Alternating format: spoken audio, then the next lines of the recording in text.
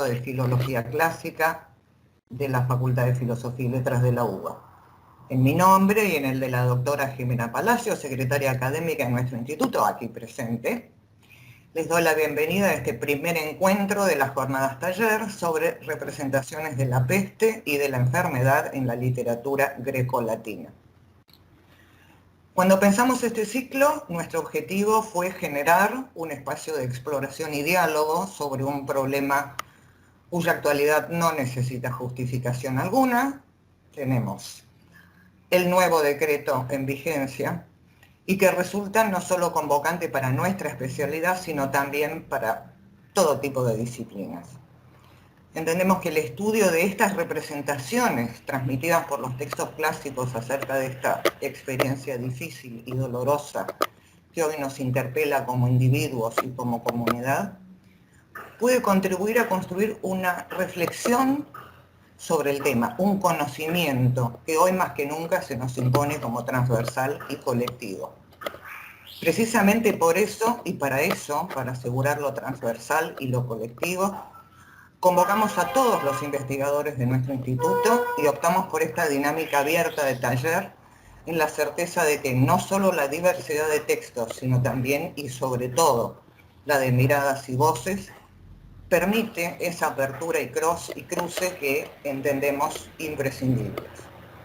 En este marco, los y las invito entonces a dar comienzo a este taller sobre Pericles, la guerra y la peste, análisis discursivo de Tucídides II, 47-55, coordinado por la doctora Analía Sapere, docente del área de griego de esta facultad e investigadora de este instituto y del CONICET, quien ha integrado, integra, tanto como participante como directora, proyectos de investigación acreditados por la Universidad de Buenos Aires y por la Agencia Nacional de Promoción de Ciencia y Técnica.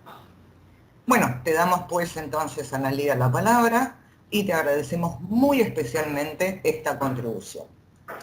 Gracias. Bueno, y te escuchamos, Analía. gracias Alicia, gracias Jimena y gracias Martín por la asistencia y al instituto, ¿no? En general por el espacio que, bueno, es, como decía Alicia, de tanta vigencia reflexionar sobre estos temas.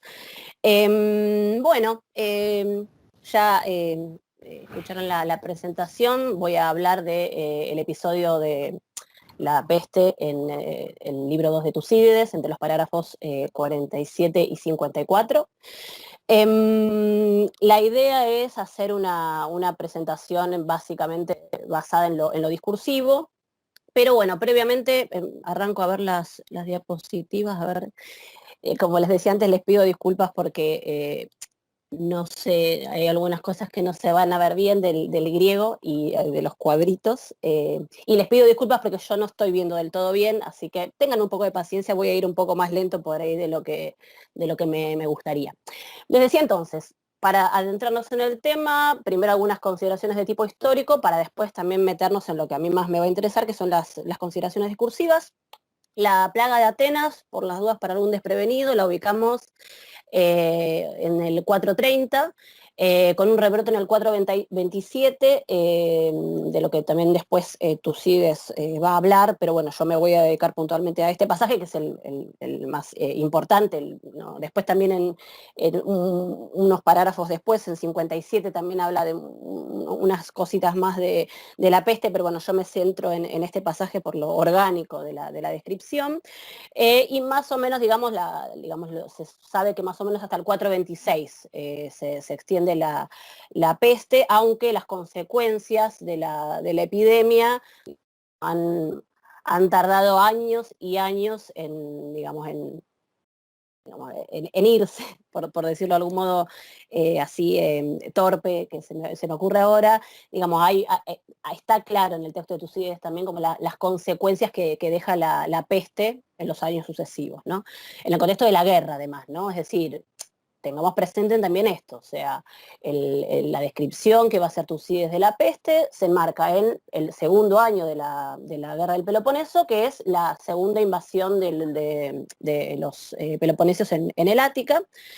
Es una peste que además, digamos, tiene la particularidad de que afectó, por un lado, al propio Tucídides, él mismo en el pasaje que vamos a leer lo comenta, y al mismísimo Pericles, quien de hecho muere como consecuencia de la epidemia. Algo que Tucídides apenas menciona, y tal vez no sea Plutarco la fuente más digamos, la que más trata ese tema por el carácter biográfico de su obra, ¿no? Habría que ver cuánto de eso también es por ahí ficcionalizado y qué no.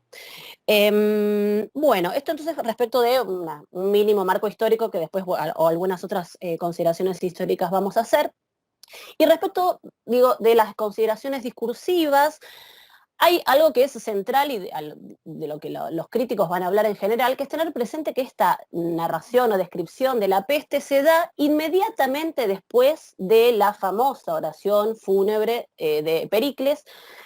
Y cuando digo inmediatamente después, digo, hay una clara y violenta, incluso podríamos decir, elipsis narrativa que lleva a pasar de ese elogio que lleva a cabo Pericles de los muertos en el primer año de la guerra, en donde se exaltan las cualidades del pueblo ateniense, a esto, ¿no? A esta descripción tremenda de que ahora vamos a leer, y tremenda, digo, en un sentido, ¿no? Bien enfático.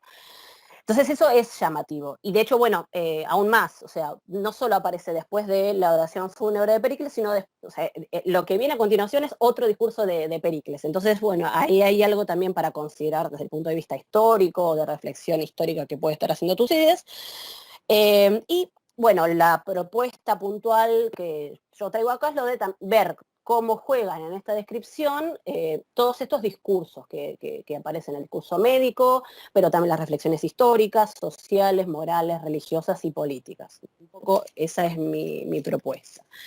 Bien, yo lo que les decía, lo que les voy a proponer es un recorrido bastante lineal por los pasajes, o sea, voy a ir deteniéndome en cada uno de los parágrafos y haciendo el análisis. Me parece que la forma que Tucídides, en la que Tucídides cuenta esto nos permite como empezar a desglosarlo, ¿no? Parte por parte, y además, bueno, es de una extensión también, no es tan extenso, entonces creo que nos podemos ir deteniendo parágrafo por parágrafo. Me parece también, ¿no? Que la modalidad de taller, ¿no? que es propuesta contribuye con este abordaje. Bien, entonces, dice acá entonces Tucídides, aclaro por las dudas, la traducción es mi traducción, traté de ser lo más neutra posible, sobre todo en aquellos pasajes en donde se da lugar a la interpretación, y en todo caso la interpretación diversa, ¿no? La ofrecemos después, o los problemas. Bueno, por otro lado, para quienes conocen la prosa de Tucídides saben que no es muy fácil. Este pasaje igual es bastante fácil para lo que nos tiene acostumbrado Tucídides en otras partes de su obra, pero aviso también que hay cosas que suavicé respecto de la que es la sintaxis por cuestiones, ¿no? de no estar aburriéndolos a ustedes. Si alguien tiene alguna duda, también, bueno, aprovechemos y me puede preguntar, porque también es interesante ese tipo de reflexión lingüística. Bueno, nada, lo comento para que lo tengan presente. Entonces, comienza diciendo en 47.1, tal fue el entierro en aquel invierno, ¿no? Se refiere entonces a justamente lo que les decía antes, viene de hablar Pericles y este discurso, ¿no? en elogio a los caídos en la guerra. Y transcurrido concluyó el primer año de esta guerra. Esta es una descripción o una frase típica con la que Tucídides va haciendo los distintos periodos de la guerra. Y ni bien comenzó el verano, los peloponesios y los aliados, 2/3 de sus fuerzas, como la primera vez, invadieron el Ática, los conducía Arquidamo, hijo de Seuxidamo, rey de los Lacedemonios, e instalándose destruyeron la tierra. Bueno, entonces esto es como la aproximación al hecho. Bueno, ven acá, ya ven la diapositiva, está horrenda. Bueno, entonces pasamos al siguiente parágrafo, que ya ahí empieza a describir puntualmente la enfermedad. No estando estos, o sea, los peloponesios, muchos días en el Ática, la enfermedad se produjo primero entre los atenienses, pero se ha dicho que antes se había extendido en muchos lugares, y especialmente cerca de Lemnos, por Lemnos, ¿no? Y en otras regiones, aunque ciertamente, ahí está ese Mentoy, no se recordaba una peste y ruina tal de los hombres que haya existido así en algún lugar. Acá lo primero para mencionar, algunas cosas las fui marcando en colores. Por ejemplo, acá fíjense cómo aparece Genosos, aparece ahí con el artículo, o sea, la enfermedad. O sea, ese artículo está ahí claramente porque la idea es, no hace falta que diga qué enfermedad, ni da demasiado detalle respecto de, bueno, hubo una peste, no, es la enfermedad con mayúscula, lo que nos habla, por supuesto, de la importancia y de la presencia de ella para la época. Y después, digamos, yo ahí les marco ese legómenon en color con ese aumento y que tienen ahí, o sea, se ha dicho que, bueno, estuvo ahí, ¿no? Se ha extendido por Lemnos en otras regiones, y después está este aumento y que un poco pone eso. Acá lo que se los comento también para después relacionarlo con algo que les voy a comentar respecto de las consideraciones generales de Tucídides respecto de la guerra del Peloponeso. Porque acá, digamos, lo que parece discursivamente estar diciendo Tucídides es, sí, bueno, alguno habrá dicho que sí, que también esta peste estuvo en otras regiones de Grecia, pero a ver, a los que los atacó principalmente es a los atenienses, ¿no? Hay una cosa ahí de énfasis respecto de eso. Fíjense que también ese perilemnon es como, bueno, no, ¿qué es? Hacer cerca de Lemnos, por Lemnos, también es una referencia geográfica un poco imprecisa. Y después ya viene acá una clara visión crítica o negativa al discurso médico de la época, que se los comento de este modo porque ahora también vamos a ver qué hace Tucídides con eso. Dicen 47.4, pues ni los médicos eran suficientes, o no bastaban, por su ignorancia, por tratar la enfermedad por primera vez, sino que ellos mismos morían principalmente cuando más estaban en contacto, ¿se entiende?, con los enfermos. Ni había, o ni era suficiente, si reponemos el verbo ahí o no, ninguna otra técnica humana. Y cuantas cosas suplicaron en santuarios u oráculos, y cuántas cosas consultaron en tales lugares, todas eran inútiles y finalmente se abstuvieron de ellas vencidos por el mal. Entonces decía, claramente acá está la idea de que los médicos no dan abasto, no entienden digamos, el fenómeno, tampoco digamos, habían previsto, por ejemplo, esto que los médicos al estar en contacto con los enfermos, en ese contacto estrecho, eran los primeros que iban también a empezar a morir, entonces eso también es algo que, ¿no?, que empeora la situación. Y esta idea de que no hay otra tecne, no hay otra técnica humana, donde dejo tecne abierto también a las consideraciones que cada uno quiera hacer, porque es algo que, ¿no?, ¿de qué está hablando acá? ¿Qué tecne? ¿De qué tecne está hablando acá puntualmente? Técnica humana. Entonces traduje así a propósito, no quiero comprometer la interpretación porque habría que ver en qué está pensando Tucídides. Lo claro es que, fíjense cómo, bueno, ante la falta de un saber médico que pudiera, digamos, sanar, ni a otro tipo de saber o conocimiento de los hombres, viene inmediatamente las consideraciones de tipo oráculos o santuarios a los que hay que recurrir, y que ni eso tampoco sirve, digamos, vencidos aparece, ¿no? Vencidos por el mal, ¿no? Como sinónimo de peste. Bueno, entonces después igual se va a retomar esta idea de la crítica, entre comillas, o crítica en principio sí segura al conocimiento médico de la época. Después pasamos a la localización. Va a decir Tucídides ya en 48, en el capítulo 48, comenzó al principio, como se dice, desde Etiopía, más arriba de Egipto. Nosotros usamos también esa denominación, lo del Alto Egipto, ¿no? Y luego descendió también hacia Egipto y Libia, hacia la mayor parte de la Tierra del Rey. Cayó súbitamente en la ciudad de los atenienses y primero atacó a los hombres en el Pireo, de modo tal que era dicho por estos que los peloponesios arrojaron venenos en las cisternas, pues todavía no había fuentes allí. Pues luego llegó a la ciudad alta y desde entonces morían mucho más. Bien, a ver, acá bueno, les dejo el texto un poquitito. Entonces, respecto de las consideraciones geográficas, bueno, no sé, me parece que está bastante claro. Entonces, alguna cuestión discursiva, fíjense esta idea de erxato, en el 48.1 al principio, erxato de ton en proton. Comenzó al principio, pareciera ahí también una cuestión, ¿no?, de énfasis. Respecto de la segunda parte, que por ahí es la que más nos interesa, ya de lo que sucede en Atenas, hay esta frase respecto de que no sé, se conjeturó que habían sido, ¿no?, los espartanos quienes arrojaron veneno en las cisternas, y a eso que yo les pongo en color, ¿no? Todavía no había fuentes ahí. Esto se los comento si a alguno le interesa, porque es una frase que suelen utilizar los críticos o los comentaristas respecto de que nos puede permitir fechar el momento de redacción del pasaje. Hago un paréntesis, ustedes saben que la obra de Tucídides respecto de su composición es discutida, o sea, no se sabe hasta qué punto Tucídides hizo una redacción más o menos orgánica o unitaria, o más bien por etapas.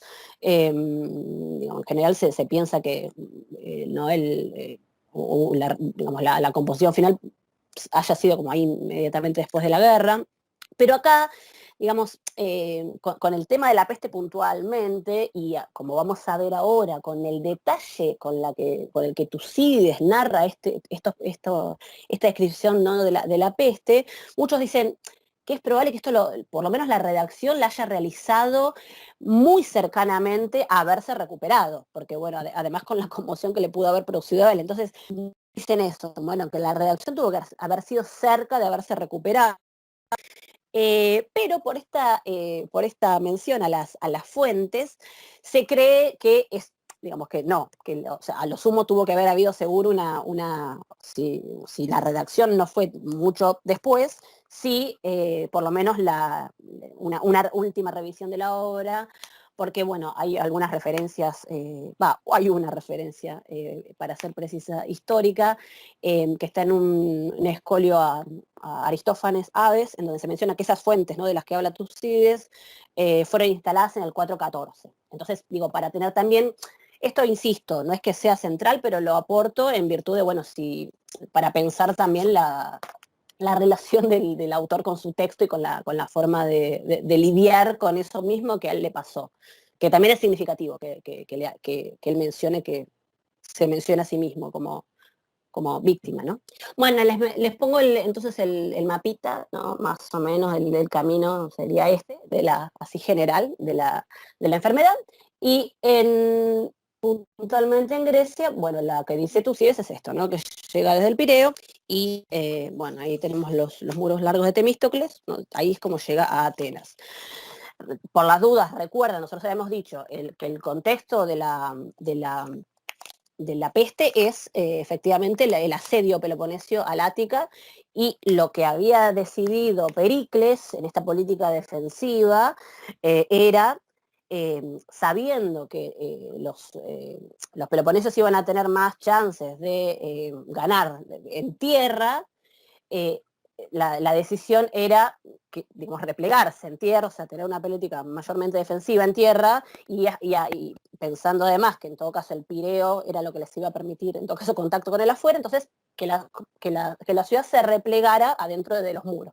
Y entonces, bueno, lo que había sucedido era que un montón de gente de los campos y alrededor había terminado adentro de Atenas, ¿no? Es una de las consideraciones respecto del, bueno, el clima propicio para que surja la peste. Y entonces acá es donde les decía que, fíjense ahí ya, ¿no?, en 48.3, ahí, ni bien empezado o sea, Real ni siquiera todavía empezó a hablar de la peste, él comenta que va a hablar él y va a decir que a él mismo le ocurrió de este modo. Dice que cada uno ciertamente acerca de esto diga, según sepa, ya sea médico o lego, ¿no?, o inexperto. Entonces, ¿qué es lo que tendría que decir cada uno que diga, ¿no?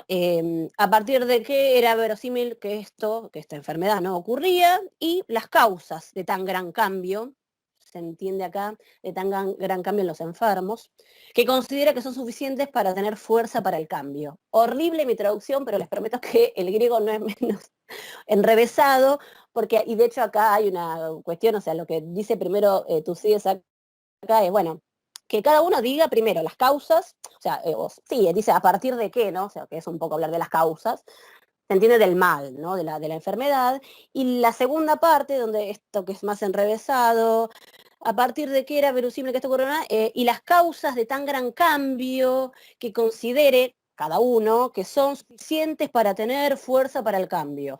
De hecho, si uno va a las ediciones, hay algunos editores, no me acuerdo si Romilly, bueno, no lo tengo ahora a mano, acá, bueno, algunos dicen que habría que pensar que tal vez alguna de estas frases es una interpolación, una glosa que se metió en el texto, porque es bastante pesado, ¿no? Y redundante, ¿no? Y en esta segunda parte, mientras que al principio hablo de las causas generales de la enfermedad, acá estaría hablando de, digamos, las causas o el proceso del cambio de cada individuo, ¿no? Con esta que, bueno, ya ha surgido también la otra vez en la conferencia inaugural de este ciclo, ¿no? Esta idea de, bueno, la enfermedad es efectivamente eso, ¿no? Una mutación, un cambio del estado de salud, ¿no? Entonces acá pareciera, ¿no? Tú sí estar hablando de eso, no de las causas generales, sino de, bueno, qué pasa con esos cambios que le pasan a cada individuo.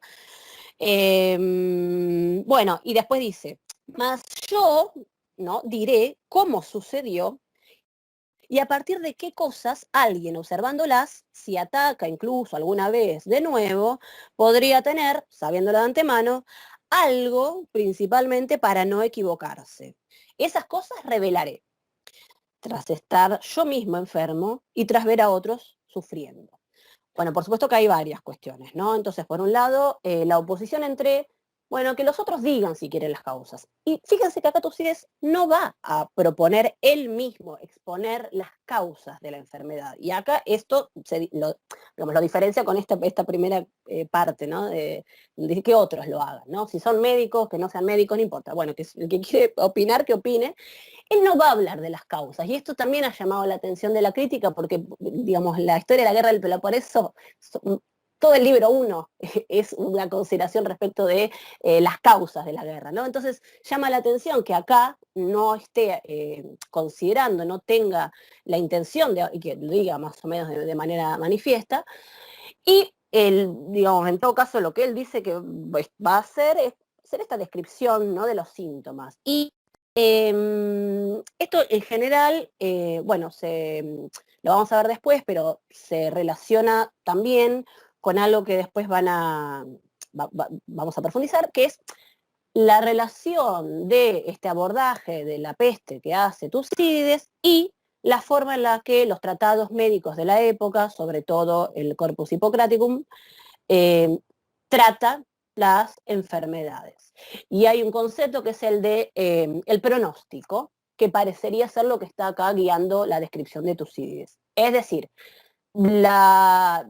por supuesto que yo no soy experta en tratados médicos, pero bueno, digamos, los que estudian este pasaje en vinculación con sobre todo haciendo el análisis comparativo con los tratados hipocráticos, que los fechamos más o menos, ¿no? O sea, el siglo V, IV, con todas las dudas que eso también, o toda la discusión que eso ha podido generar, hay algo que se observa en ellos, que es que no hay un interés en buscar las causas, por eso hablamos de pronóstico, las causas de las enfermedades, sino que lo que importa es un abordaje más bien de tipo práctico, si se quiere. No estoy diciendo que Tucídides acá lo piense exactamente en esos términos, pero sí hay algo de, bueno, que digamos a la medicina hipocrática lo que le interesa más es, bueno, ver cómo evoluciona la enfermedad, cómo progresa la enfermedad, para que el paciente en todo caso después, bueno, tenga elementos para, bueno, saber qué se puede esperar, ¿no? Esto es un primer elemento que les comento de que, bueno, acá Tucídides estaría operando del mismo modo que opera, por ejemplo, la medicina hipocrática, de acuerdo por lo menos a lo que tenemos conservado, ¿no? Y esto también lo diferencia, perdón, más que nada lo comento por para tratar de ser un poco exhaustiva también en las fuentes que nos describen la peste de Atenas, que es que no hay otra más que Tucídides en principio, ¿no? Hay sí relatos posteriores que suponemos que muchos serán basados en Tucídides, ¿no? Entonces, bueno, de algún modo, hasta qué punto, ¿no? Su valor historiográfico, ¿no?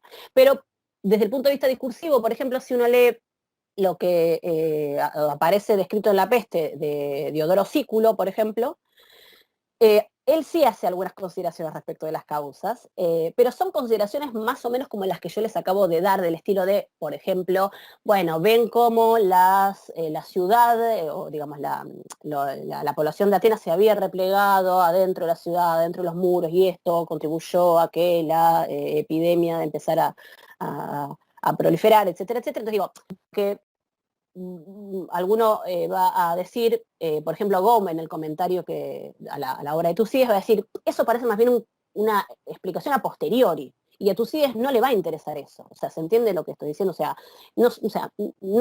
Tucídides no expone eso como una causa, de hecho va a hablar después de eso, del amontonamiento de gente, pero no va a decir esto es una causa. En todo caso lo pone como circunstancia concomitante, diría yo. O sea, bueno, estaba esto contribuyó, pero no lo pone como causa. Y esto solo lo comento, y entiéndanme por qué apunta a la sutileza con la que Tucídides está haciendo esta descripción. Y digo sutileza y digo con el cuidado con el que lo está haciendo. Y después, bueno, acá hay algo que también para los historiadores siempre, bueno, resulta interesante, que es la visión aparentemente cíclica de la historia que tiene acá Tucídides. No, lo pongo así como para hacer polémica, pero acá dice esto, ¿no? O sea, él describe esto, diré cómo sucedió, porque si aparece nuevo, ¿no? Ya vamos a tener elementos. Dos cosas entonces. Bueno, por un lado la cuestión esta de, tenemos acá una visión de la historia cíclica, o sea, esto podemos pensar como que Tucídides está pensando en esto, ¿se va a volver a dar esto de este modo? O, no sé, yo me inclino más a pensar, como piensa Gom, por ejemplo, en su comentario, que para Tucídides más bien lo que tenemos que pensar es que hay una especie de incertidumbre respecto del futuro. No sé si está hablando acá precisamente de esta cosa cíclica, pero bueno, es algo que da para discutir, lo dejo planteado, y después vamos a ver con respecto a esta cuestión de la incertidumbre. Hay una idea trágica que subyace a todo esto que es también muy elocuente, ¿no? Bueno, después lo otro que sí también es interesante mencionar es que lo que está haciendo Tucídides acá es aportar un conocimiento, porque ahí está esta idea, ¿no? Aportar un conocimiento cuando, por ejemplo, los médicos, en los parágrafos anteriores habíamos visto, no lo tienen, no lo tenían. Bueno, ahora después vamos a seguir hablando de eso. Y por último, bueno, él mismo, ¿no? Ni más ni menos, estuvo enfermo, ¿no? Y él va entonces a hablar de esto con gran conocimiento y de haber visto a otros sufrir. Vamos a la descripción de los síntomas. Esta es como la parte más ardua del pasaje, precisamente porque es muy cruda la descripción. Yo les resumo acá más o menos las 4 fases que se suelen mencionar como las características de la enfermedad, y les comento ya, si les interesa, hay un artículo que es bastante viejo, del año 53, de Page, que es sobre la descripción de la gran plaga de Atenas, sí, decíamos, ¿no? Del año 53, del que yo, digamos, se los menciono ahora porque voy a volver a hablar de este texto, que si bien me dirán, bueno, desde el año 53 es un poco viejo, bien, yo creo, y en general la bibliografía actual no deja de citarlo, porque el aporte de Page fue precisamente un análisis discursivo muy minucioso del texto de Tucídides, que en todo caso lo podemos tomar, y que de hecho muchos lo hacen para criticarlo en todo caso, pero el estudio básico está. Es un texto que para primer abordaje del tema digamos, ya que estoy se los recomiendo. Bueno, y decíamos, ¿no? Se pueden observar claramente 4 fases, de las que entonces ahora igual las vamos a profundizar, que es un primer periodo de incubación, en el sentido de que Tucídides va a hablar de que es una irrupción repentina de la enfermedad, o sea, de repente no estaban enfermos y de repente estaban, ¿no? Entonces lo que hay que pensar es eso, que estaban incubándola, ¿no?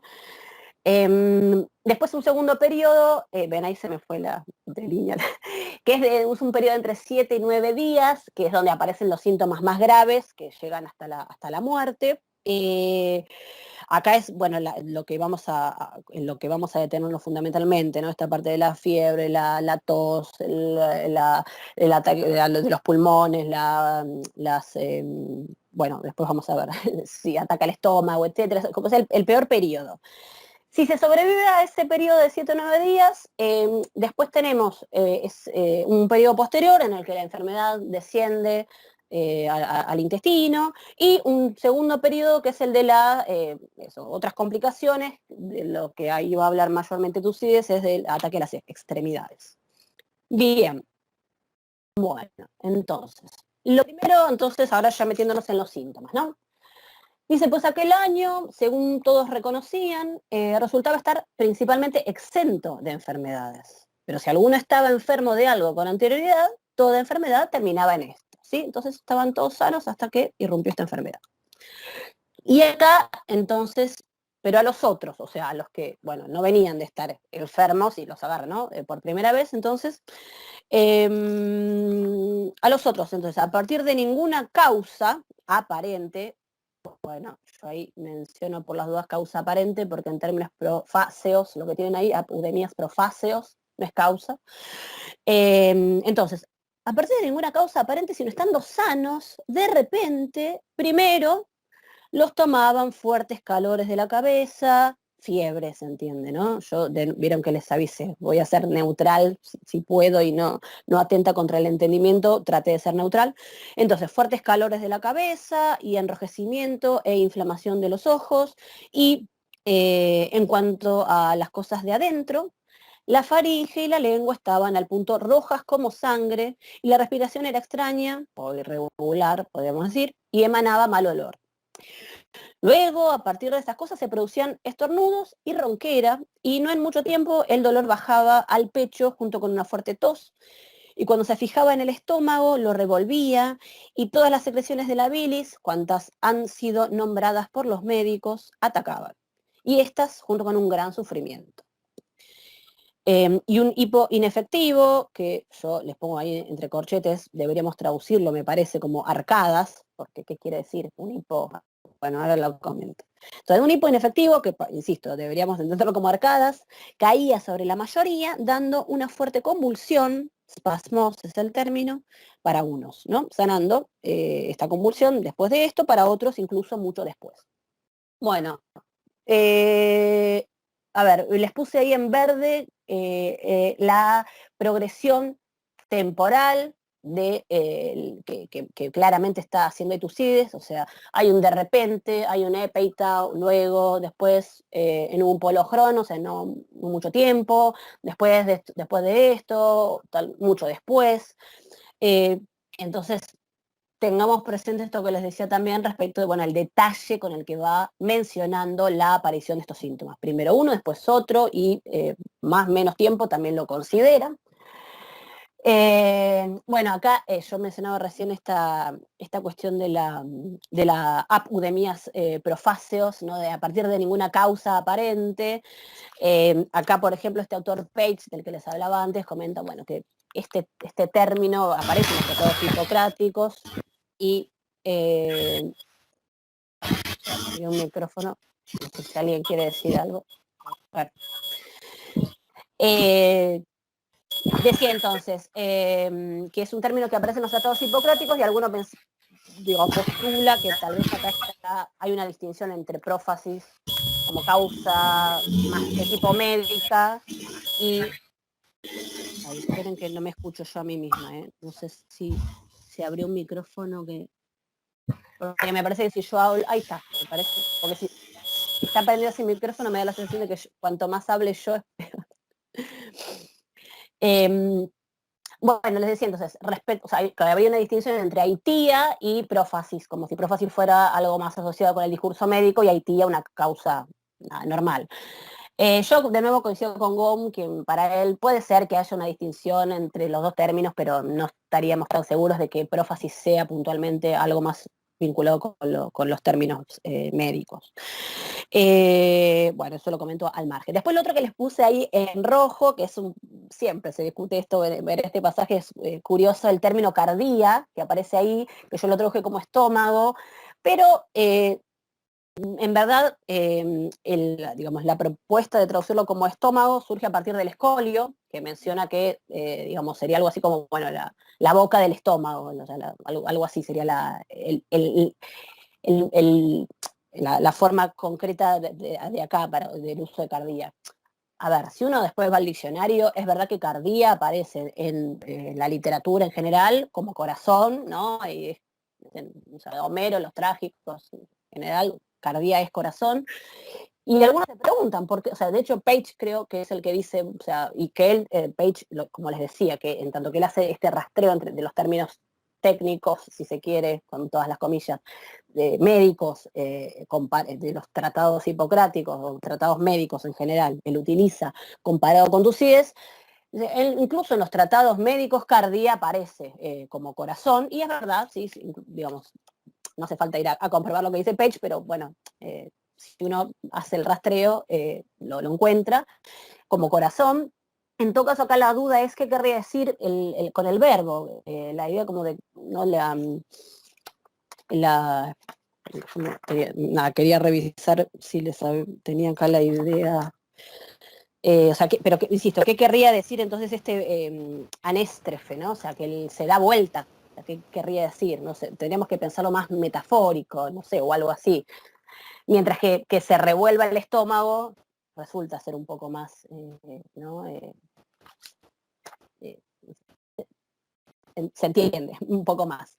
Y esto, por supuesto, también, ahora lo vamos a ver, pero dependiendo también de qué entendamos respecto de este cardía, vamos a poder inferir o no alguna especie de identificación de la enfermedad. Ahora lo voy a comentar. Y después también les puse en rojo esta frase de cuántas secreciones de la bilis, ¿no? Pasa y José, cuántas han sido mencionadas, ¿no? Relevadas, podríamos decir, por los médicos, porque esa también es una frase bastante comentada respecto de la forma en la que Tucídides aborda el tema, porque acá que pareciera que Tucídides conoce los nombres que los médicos han dado a estas secreciones de la bilis y que en todo caso lo que hace él es, bueno, no se las voy a contar. Todas las que fueron mencionadas están ahí. Que, digamos, daría cuenta de una discusión de la que, digamos, que surge, ¿no? Cuando uno estudia el pasaje, que es hasta qué punto, por más que Page haya identificado una cantidad enorme de términos que usa Tucídides acá y que aparecen en los tratados médicos, hasta qué punto, ¿no? Hay un rigor médico / científico acá o hay una composición literaria. Entonces, yo hice acá mi esquemita que me siento como una infografía del diario La Nación, pero les vamos a ir desglosando los síntomas porque también les quiero mostrar una cosa respecto de cómo es la presentación. O sea, yo se los pongo en el orden en el que Tucídides los va mencionando y de hecho identifico con distintos colores las diferentes fases que Tucídides también menciona. No les pongo los adverbios de acá, luego, después, pero para que también vean eso, que los distintos colores responden a las distintas fases de la enfermedad de acuerdo a lo que dice Tucídides. Entonces, primero es remedis curae, o sea, estas, ¿no? Calores fuertes, o sea que entendemos que es la fiebre en la cabeza. Después está, bueno, enrojecimiento e inflamación en los ojos. Después la faringe y la lengua.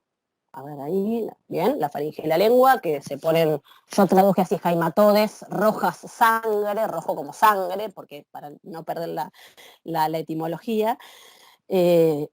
Neuma atopon cairisodes, o sea, la respiración, ¿no? Que irregular y que emanaba, ¿no? Este olor feo. Después tenemos, ¿no? Venía el estornudo y ronquera, esos iban más o menos juntos. Después, decíamos, va al pecho, donde lo que dice es ponos, ¿no? Como una idea de... así, no la determino, ¿no? Pero bueno, la idea de ponos estaba ahí en la descripción esa de qué es lo que pasaba en el pecho. Después la tos, ¿no? Que también fíjense con ischirai, thermai, ischiros vex, ahí de nuevo el ischiros va a aparecer varias veces, esta fuerte tos. Bueno, yo lo marco en el estómago, cardía, soy del equipo, del equipo de cardía-estómago, con el verbo decíamos anastrefo. Después, bueno, estas mencionadas, ¿no? Secreciones de la bilis, cuantas han mencionado los médicos, con, bueno, ¿no? Este padecimiento general, ¿no? Megales, talaiporías. Y a esto le seguía un Lungskené, o sea, este hipo inefectivo, con el verbo que es el verbo que se usaba ahí era empipto, y spasmos. Entonces, a ver, me detengo en algunos pasajes, no, o sea, en algunos términos. Yo aclaro por las dudas que cuando mencionaba también que Page analiza términos, no analiza solo sustantivos o adjetivos, sino también verbos. Y muchos de los verbos, él también da cuenta de que los verbos, como que algunos de los que les pongo acá, ¿no? Lo de, no sé, acá les puse epeimi, por ejemplo, empipto, ¿no? Son todos verbos que también aparecen en estas ideas, ¿no? Que la enfermedad va atacando, se va poniendo, y que él los reconoce también en los tratados médicos. Cermay, el Cermay y Juray, perdón, sí, la de la fiebre, bueno, en este ciclo supongo que vamos a ir viendo distintas consideraciones, distintas descripciones de la peste.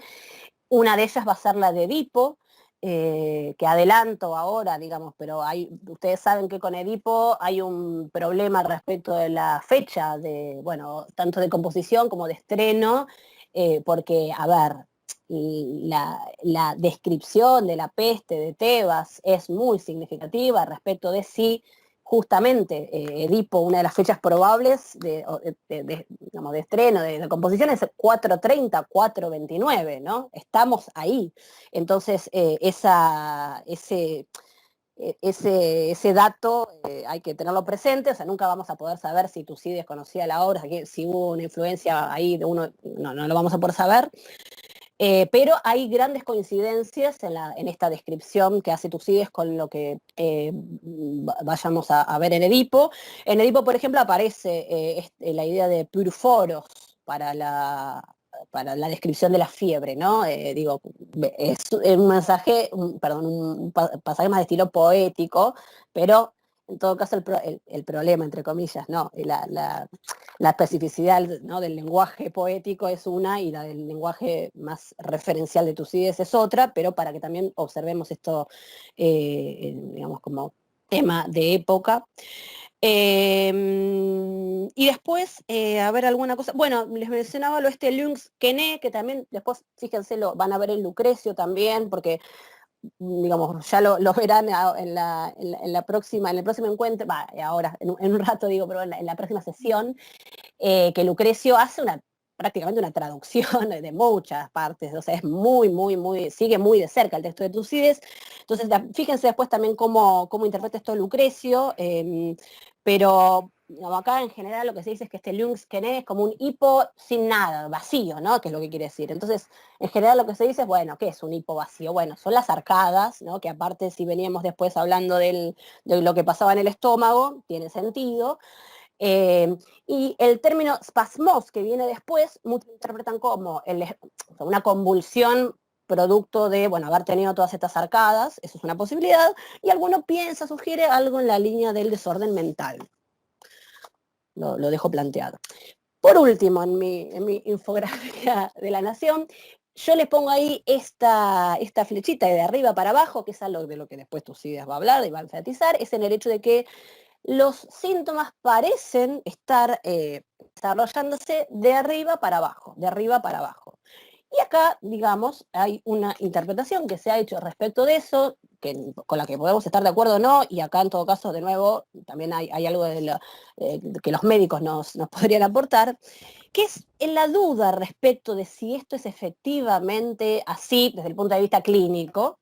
Es decir, si efectivamente los síntomas se habrán dado de ese modo, de arriba para abajo, o si es una simplificación que lleva a cabo Tucídides en virtud de que existe una práctica médica, que en la bibliografía muchos hablan es muy típico de los de los, digamos, practicantes, de médicos que por ahí tienen que describir los síntomas, ¿no? Que son más bien novatos, y entonces, para hacer una descripción sin olvidarse ningún síntoma, lo que hacen es una descripción de arriba para abajo, ¿sí? Está el término, está como medio tipificado. Entonces, de ese modo, si yo voy pensando en las distintas partes del cuerpo, no me olvido de nada. En cambio, si yo tengo que hacer el listado desde el punto de vista temporal, efectivo, me puedo llegar a perder, ¿sí? Entonces, algunos dicen eso, que hasta qué punto Tucídides no está haciendo eso mismo, para hacer una descripción en la que no se le pase nada, no lista los síntomas de arriba para abajo.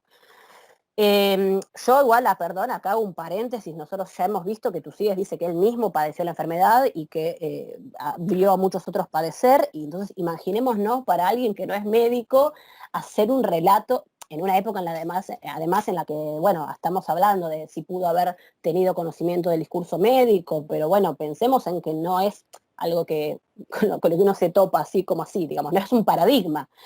Digamos, teniendo en cuenta los otros discursos que circulan respecto a las explicaciones que uno puede dar respecto a estos fenómenos.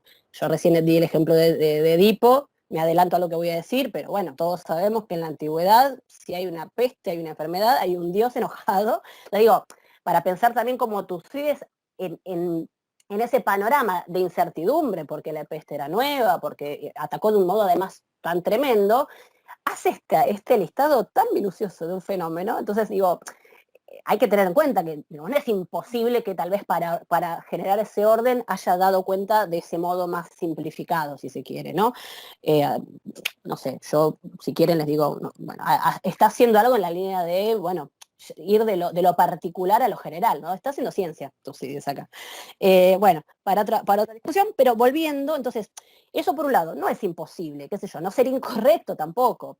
Yo de todas formas recién les marqué los términos temporales que él usa, de modo que es algo que los veamos como indicadores de discurso, es decir, bueno, que el primero, que el después sea usado como indicador de discurso, no me parece, pero bueno.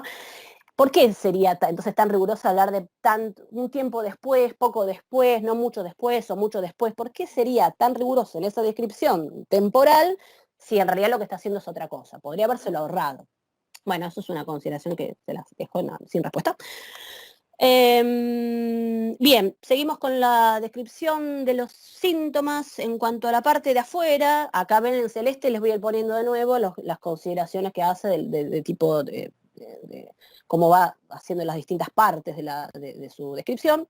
En cuanto a la parte de afuera, para el que lo tocaba, el cuerpo no era ni demasiado caliente ni pálido, sino rojizo, lívido, cubierto de pequeñas ampollas y heridas.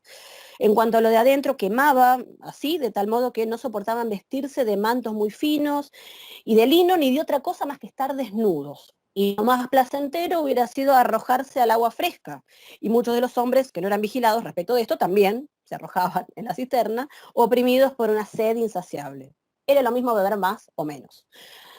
La imposibilidad de reposar y el insomnio, bueno, atacaba continuamente, y el cuerpo, durante el tiempo en que la enfermedad florecía, no quedaba postrado, sino que resistía el sufrimiento contra la creencia.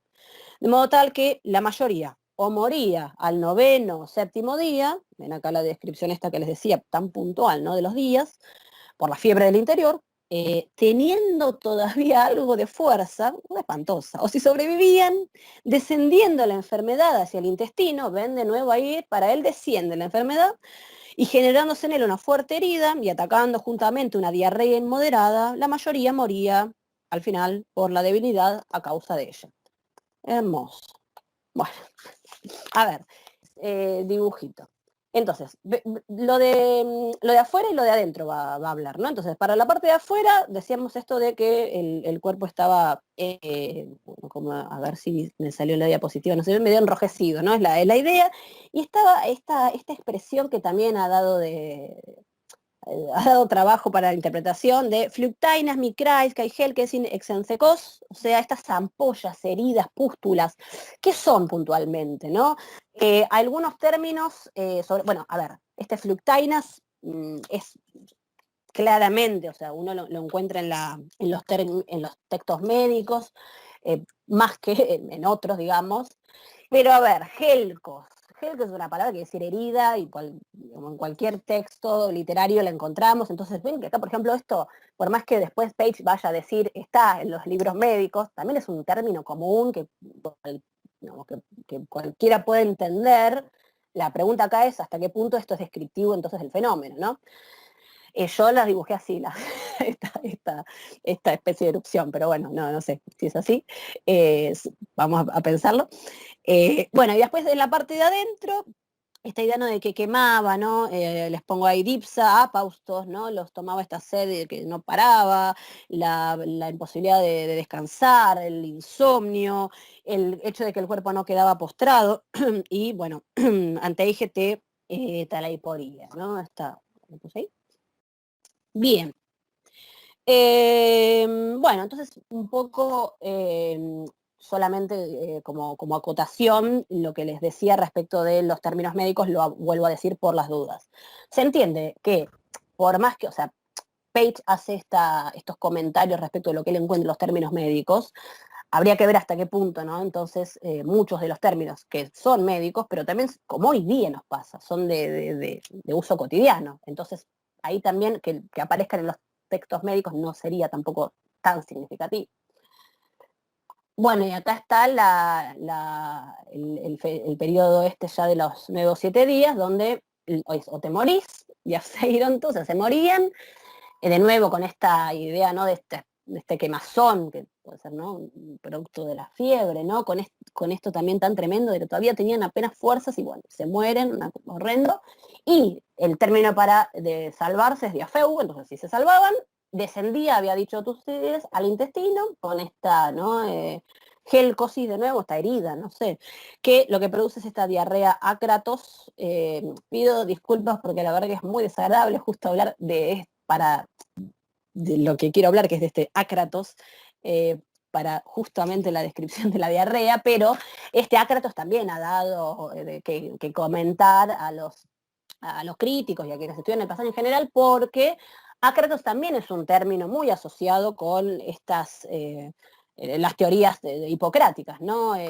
Esta mezcla, a ver, ¿qué es ácratos? Acá está claramente este verbo queranumi, que lo que nos van a decir es, en la literatura médica, precisamente un cuerpo sano es en el que estos líquidos, estos humores, estos fluidos están balanceados.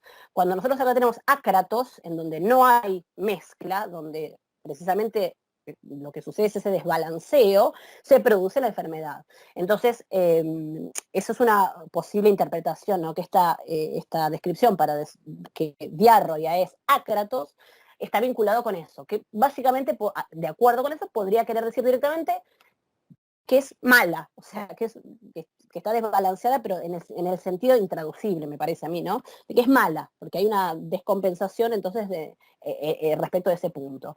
Ahora, yo también los invito a que pensemos en el término que aparece, ¿no?, ácratos, para otras descripciones de otras cosas, en donde ácratos es efectivamente lo que no tiene mezcla, y pensemos incluso en la mezcla de agua y vino, por ejemplo, para los griegos, en donde también, donde no está esa mezcla, es algo que también es malo, porque hay un exceso, ¿sí? Entonces, no sé si de nuevo pongo en cuestión sin más que dejarles la pregunta de si efectivamente es algo vinculado con lo médico o hay un pensamiento griego en general en la época, no sé, yo recién hablaba de paradigma, bueno, no sé, lo dejo como inquietud, de que bueno, lo que no está balanceado es malo, ¿sí? No hace falta ir a lo médico. Bueno, después dice el mal, entonces tras establecerse primero en la cabeza, recorría todo el cuerpo comenzando arriba, y si alguno escapaba de las cosas más grandes, se manifestaba como síntoma la afección de las extremidades. Acá ven que claramente lo que está diciendo Tucídides es que sus síntomas, lo que él ve es que va de arriba para abajo, no, lo está diciendo. Entonces, eso por un lado. Y después dice, entonces decíamos, ¿no? Ya pasó este primer periodo, entonces ya llegamos a estas últimas partes de la enfermedad, Si sobrevivieron a todo lo anterior, viene esto que es que se fijan los genitales y en las puntas de las manos y pies, y muchos se salvaban siendo privados de estos, y están los que incluso, bueno, de los ojos, o sea, se veían privados de los ojos. Y al punto, un olvido de todas las cosas por igual tomaba a los que estaban restableciéndose y no se reconocían ni ellos mismos ni a sus familiares. A ver, entonces, creo que esta es la última diapositiva con dibujitos así. Entonces, decíamos que toma, ¿no? La afección llega a las extremidades, entonces afecta a los genitales, afecta a las puntas de las manos y de los pies, y la privación de ellos, en donde acá, incluso los ojos, que es curioso, porque bueno, bajó, pero después también los ojos, bueno, no sé, por eso una coda, ¿no? O sea, bueno, llegó hasta abajo y además los ojos eran atacados, una excepción. Detalle, no sé, oftalmos, Page sí lo menciona como término médico. Si lo pensamos, es verdad que en la literatura por ahí usamos otros términos, aparecen más frecuentemente como OMA, por ejemplo. De nuevo, es una cuestión de frecuencia, ¿no? Y acá yo también los mando a leer Lucrecio, quien analiza, digamos, analiza, quise decir, interpreta él que acá lo que se produce es la autoamputación. O sea, lo que dice Lucrecio es que, y usa el término en latino, ferro, ¿no? Que sería algo así como que se cortan, ¿no? los miembros. De nuevo, o sea, si tomamos a Lucrecio como, ¿no? que nos ayuda a pensar el texto, bueno, es su opinión, su interpretación. Hoy día se piensa más en gangrena, cosas del estilo, ¿no? Pero bueno, se los dejo planteado porque, bueno, supongo que lo verán más tarde. Y después, bueno, esto que de la memoria, ¿no? Que es esta pérdida de memoria, acá hay algunos dicen si puede ser temporal, ahí está el adverbio parautica, si va con... Bueno, no importa. Independientemente de eso, mi único comentario hacia esto es si pensamos que Tucídides sobrevivió, tuvo que haber pasado por todos estos síntomas y no sé, como que qué irónico que al historiador le haya sobrevenido la amnesia de todo, ¿no? Como una reflexión irónica. Bueno, entonces, a ver, llegamos a esta parte en la que la descripción, entonces, la podemos leer desde dos puntos de vista, o pensando más en el énfasis del rigor médico de la descripción, o enfocándonos más en la descripción literaria. Y acá yo le cito a Page, yo digo Page, en realidad la bibliografía del principio del siglo pasado apunta más a buscar, ay, sí, qué fascinante cómo todos los términos aparecen en tal o cual tratado médico, y digamos, sí, como primera aproximación resultó verdaderamente útil. Después hay ya una tendencia a llevar a cabo otras consideraciones. Les pongo este ejemplo, este artículo de Parry del 69, que ya va en esa línea, como para darles así, de nuevo, es basta la bibliografía, pero aunque sea dos que pueden perfectamente leer, son cortitos y debatir. Respecto al discurso médico, entonces, para ir cerrando, que ya vimos como lo peor, sí podemos decir esto, ¿no? Que Tucídides está familiarizado con los tratados médicos de la época, el vocabulario que emplea ocurre también en los textos médicos, ya les digo, siglo V, siglo IV, les pongo ahí algunos de los autores que han tratado este tema. Por ejemplo, está también esta idea de que la menciona Rosalind Thomas, que comenta que también podemos observar un paralelismo entre los textos médicos y el abordaje científico que hacen los textos médicos de la época y el método historiográfico de Tucídides, en esta idea, ¿no? De la observación más bien objetiva de los eventos. Entonces, ahora voy a retomar algo de eso, pero también ahí hay una clave de lectura interesante. Después, ahora les voy a comentar también que es algo que es, digamos, que salta a la vista, que es, bueno, a ver, con toda esta descripción tan detallada, ¿qué enfermedades, no? Entonces, hay mucha bibliografía que lo que trata es de determinar de qué enfermedad se trata, cuál es el problema de abordaje de esto. Los filólogos anclados en lo filológico no tienen, digamos, conocimientos médicos, y los médicos, muchos de ellos confiesan, cuando uno lee los papers, yo estoy leyendo la traducción de tal o cual. Entonces, nosotros acabamos de ver los problemas que tienen digamos, los problemas típicos con los que nos enfrentamos cuando leemos los textos, ¿no? Griegos, ¿no? Entonces, bueno, eso a los médicos, por más que hay muchos artículos que son de médicos que, bueno, que estudiaron griego, que empezaron a estudiar filología y, bueno, tienen los rudimentos para abordarlo. Bueno, también es eso, es una complejidad de dos disciplinas que es difícil, ¿no? De hacer la interdisciplina justo ahí, ¿no? No digo que sea imposible, pero después la cuestión también es saber hasta qué punto sirve Tucídides, si decíamos que sus consideraciones son de tipo literario. Yo no llegué a decírselos, pero hay gente que dice directamente, tal vez la epidemia no existió nunca, y ahora vamos a verlo, pero que tal vez es una exageración, una ficción de Tucídides para hablar de otra cosa. Sin llegar a ese extremo, podemos sí pensar que hay algo de ficcionalización, podemos pensarlo, nada más.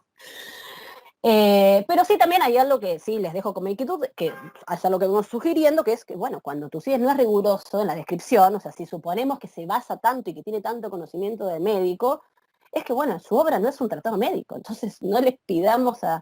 Hay gente que pregunta, ¿no? ¿Y por qué no? Se pregunta, digo, ¿por qué acá, cuando habla de las pústulas esas, ¿por qué no dice que son pequeñas, pero bueno, ¿por qué no dice el tamaño exacto? Cuando es verdad que nosotros en la obra de Tucídides leemos que da definiciones o detalles muy precisos de cuestiones de la guerra, por ejemplo. Bueno, no sé, es pedirle demasiado al pobre hombre, que además padeció todo eso. Bueno, aclaro por las dudas, de nuevo por si les sirven las referencias, que del Corpus Hippocraticum, que saben esto, ¿no? O sea, se lo ubica entre el siglo V y el siglo IV antes de Cristo. Bueno, es una serie de textos que no se le atribuyen, ¿no? A Hipócrates, a su escuela. Esto, sobre todo, las epidemias, el pronóstico y aires, aguas y lugares, son los textos que más vinculación tienen con el texto de Tucídides. Y efectivamente, cuando uno los lee, no hay nada en Hipócrates de la peste de Atenas. Eso es un detalle también. Hay muchas mitos. Plinio dice que si Hipócrates estuvo en Atenas y ayudó a curar la enfermedad, son mitos, no hay nada comprobado de eso, pero lo cierto es que no hay referencia a la peste esta en el Corpus Hipocrático. Sí hay descripción de otras epidemias, y es verdad que el tono tiene bastante aire, ¿no? Es bastante similar, pero bueno, no podemos decir nada más que eso. Bueno, les comento simplemente, sin querer ser exhaustiva ni mucho menos, los posibles candidatos: la fiebre tifoidea, el ébola, la peste bubónica, el tifus, la viruela escarlatina, sarampión, ¿no? Es verdad que si uno se pone a leer, en verdad lo que tiene que hacer es eso, empezar a comparar los distintos síntomas y ver hasta qué punto, bueno, coinciden con estas enfermedades, y todas estas se han propuesto sin llegar hoy día, por supuesto, a ninguna conclusión. Bueno, el botismo es otro. Sí les comento como detalle, también apuntando un poco a no cerrarnos en lo filológico o en lo más discursivo, que hay un autor que es Papa Grigorakis, en realidad es Papa Grigorakis y equipo, quien es ortodoncista, o sea, de médico de dientes, pero a partir de las excavaciones que se realizaron, ahí me aceleré, en el año 1994 en el cerámico, cuando estaban construyendo la estación de subte en el cerámico, se encontró un espacio funerario donde hay 150 cuerpos de hombres, mujeres, niños, que son fechados para la época de la peste, efectivamente, del 430, 426, 20, o sea, hay ahí, digamos, por la evidencia arqueológica, plantea eso. Son además entierros que o sea, hay de todo, pero hay como cuerpos que están puestos de manera desordenada, que no sería prototípico de lo que sabemos de la importancia del rito fúnebre, ¿no?, para los antiguos. Entonces, a ver, les muestro, ahora les muestro las imágenes, pero una de las cosas que se llevaron a cabo a partir de esos hallazgos arqueológicos es reconstruir, a partir de un cráneo, la cara de una niña de 11 años, a la que le pusieron nombre, que se llama Myrtis, que, bueno, quedó como emblema, digamos, de varias cosas, pero con el tema de los niños y la antigüedad se ha dado también, es como que le ha puesto cara, digamos, a fenómenos vinculados con los padecimientos de los niños en la antigüedad, etcétera. Sin meternos en eso, y más que nada, insisto, es como para ponerle cara.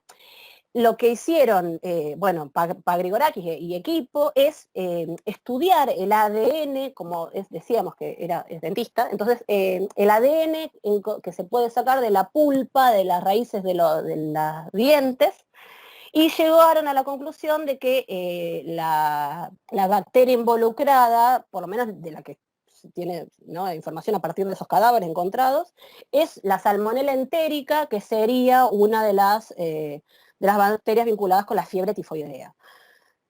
¿Por qué no me voy a meter en esto? Porque, por supuesto, yo pongo el artículo de 2006, pero todo esto está online. Googlean Pagrigorakis y encuentran, está todo. Están las discusiones médicas de entre por qué sí y por qué no. O sea, ni bien él saca un paper, hay otro que le dice que no, y él vuelve a decir que sí, que no, que tiene razón.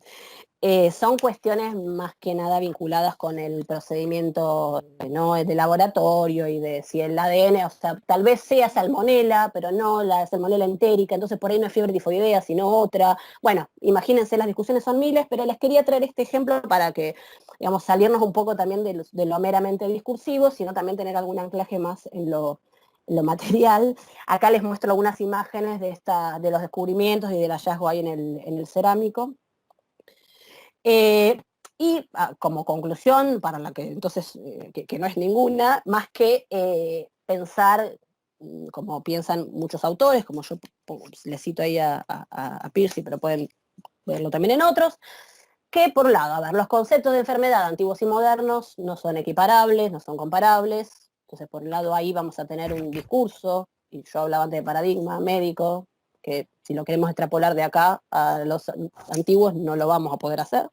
Y por otro lado que, bueno, pudo haber sido una enfermedad que ya no exista, una enfermedad que mutó, de modo que, digamos, si bien resulta sumamente interesante no llegar a investigar esto, bueno, no sé hasta qué punto con el texto de Tucídides solo se va a poder. Bien, avanzo un cachitito más, o sea, la descripción de Tucídides no terminó, sí pasaron los síntomas más feos, ahora va a ser una descripción más bien de tipo general. Acá tenemos, por ejemplo, esta noción de que es una enfermedad epizootica, o sea, que afecta también a los animales, que esto a los médicos les sirve para descartar enfermedades bueno, sí, que no afectan a los animales, de nuevo, hoy día no afectan a los animales, habría que ver. Entonces esto también ayuda a descartar.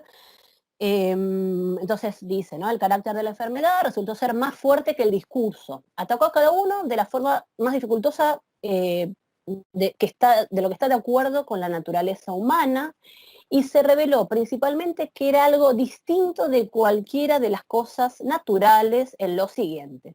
Hago un punto ahí para destacar esto de cómo lo que está diciendo Tucídides acá claramente es: el discurso no basta, el discurso no me alcanza para describir esto que estoy tratando de describir. ¿Qué ejemplo pone?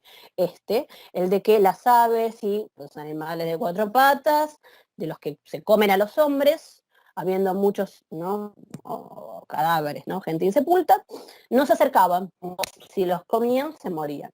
Y sigue, una prueba de ello: la desaparición de tales aves, o sea, las aves de rapiña, fue evidente y no eran vistas ni en esta situación ni de otra manera. Y los perros, en cambio, suministraban más la percepción de los hechos porque convivían con los humanos. Esto también en la descripción de otras pestes aparece, ¿no? En Edipo va a aparecer la mención de que mueren animales. Y después, respecto del carácter general de la enfermedad, nada, estoy resumiendo un poco lo que yo leo acá en 51, 1, 2 y 3, dice, en efecto, la enfermedad era de tal carácter general, para el que deja de lado muchas otras cosas de extrañeza. Fíjense que además no estoy contando todo, o sea, estoy dejando de lado cosas, porque resultaba diferente para cada uno. ¿Cómo hace Tucídides, entonces, les pregunto, para hacer la descripción tan pormenorizada que hizo antes, y después es, bueno, pero resulta diferente para cada uno, ¿no? Como esto que les decía antes, va de lo particular a lo general, pero después se está dando cuenta de lo, ¿no?, de lo caótico del escenario, y no afligía ninguna otra de las enfermedades habituales en aquel tiempo, y la que surgió terminaba en esta, ¿no? Acá ya lo dijo esto. Y después, acá también hay una cuestión muy de desesperanza que aparece en Edipo también. Morían unos atendidos con negligencia y otros muy bien atendidos. Y no hubo un solo remedio, ¿no? Uden, catese y ama, ¿no? Por decirlo de alguna manera, que fuera empleado con utilidad, pues el que ayudaba a uno dañaba a otro, ¿no? Están completamente sin ningún remedio. En Edipo, por ejemplo, en el verso 168, habla de que nada, y aparece, ¿no? Alexetai, ¿sí? O sea, no hay, lo dice de manera muy metafórica, no hay ninguna lanza de la mente que aporte a alguien una ayuda, pero está expresada esta idea de que no hay cura, no hay remedio. Y me parece que ahí la idea del José Payne, ese infinitivo absoluto, es la idea de, bueno, ningún remedio, no hay nada. O sea, él dice remedio por llamarlo de algún modo, pero no hay nada. Y ningún cuerpo pareció ser capaz de bastarse a sí mismo frente a esto, es decir, frente a la enfermedad, en fuerza o en debilidad, sino que atacaba a todos, incluso a los atendidos, con todo régimen. No había forma. Y después, acá, en el siguiente pasaje, a partir de 51, 4, 5 y 6, está una idea que, digamos, prueba el valor médico, científico de la descripción de Tucídides, que es la idea que aparece de contagio e inmunidad, que es una idea que no aparece en los tratados hipocráticos de la época. No está. O sea, de hecho, el paradigma médico de esta época, no entendía la idea de contagio, ¿sí? A ver, ¿qué dice? ¿No? Lo más terrible de todo el mal era el desánimo cuando alguno percibía que estaba sufriendo, pues al punto, al volver el pensamiento a la desesperación, se abandonaban ellos mismos incluso mucho más y no resistían. Y bueno, considerando que contaminados uno a partir de la atención de otro, morían como ganado. Y esto producía la mayor destrucción. Entonces, ¿ven? O sea, contaminado uno porque está atendiendo al otro, ¿sí? Y después, si estando atemorizados, no querían acercarse unos a otros, morían solos y muchas casas eran vaciadas por la imposibilidad de que las cuiden. Y si se acercaban, morían, principalmente los que ostentaban algo de virtud, pues por honor no se cuidaban a ellos mismos entrando a la casa de sus amigos, cuando incluso los familiares vencidos por el gran mal se cansaban físicamente, finalmente se cansaban de las lamentaciones de los que morían. Entonces, acá está expresada, no de un modo científico, la idea de contagio, pero está descrita, ¿sí? De hecho, en Edipo también hay una alusión en 181 respecto de los cadáveres de los niños que aparecen, o de los hijos de las madres que aparecen tirados, donde aparece Sanatofora, que lleva a la muerte, ¿no? Que aporta muerte, que muchos interpretan como digamos, un gesto de Edipo, de Sófocles, de marcar que son cadáveres que transmiten la enfermedad, ¿no? La idea de la infección, de nuevo. Acá es otro registro, ¿no? Bueno, y fíjense que después también habla de la idea de inmunidad, lo que tienen ahí en negrita, en 51.6. No tomaba 2 veces al punto de matarlo al menos, ¿no? Y eran considerados dichosos por los otros y ellos mismos por la extrema alegría del instante. Incluso tenían respecto del futuro cierta vana esperanza de que nunca ya serían destruidos por otra enfermedad. Esto es algo que no sé si a ustedes les ha pasado, pero de conocer gente que es con el coronavirus, quería incluso contagiarse. Si me contagio, así ya estoy inmunizado y listo. Y hubo algo en la línea de sentir cierta ¿no? omnipotencia de, bueno, total me contagié y ya está, ya estoy. No. Bueno, comentario contextual. Solo entonces quiero enfatizar en esto. Contagio entonces no es una idea predominante desde el punto de vista médico en la antigüedad. De hecho, digamos, el paradigma vigente es el de que, ¿no? Lo podemos leer por lo menos en los textos literarios, ¿no? Que esta mancha que recae, ¿no? por algún, como decía antes, ¿no? Algún dios enojado, por un lado, y después, digamos, lo más cercano a algo médico, insisto, por ejemplo, los tratados hipocráticos, es esta idea de que los aires hay una contaminación en los aires, que entonces, bueno, digamos, uno está en esos mismos aires y como, como que pasa esa mancha, o esa contaminación, pero no está la idea, insisto, de que el contacto de algún modo sea el de contagio, ¿no? Sí, bueno, en Lucrecio lo van a ver, ¿no? Está esta idea de las nubes, ¿no? De este aire contaminado, que hay nubes, etcétera. Después está esta, ¿cómo era que tenía que poner acá para volver? Acá.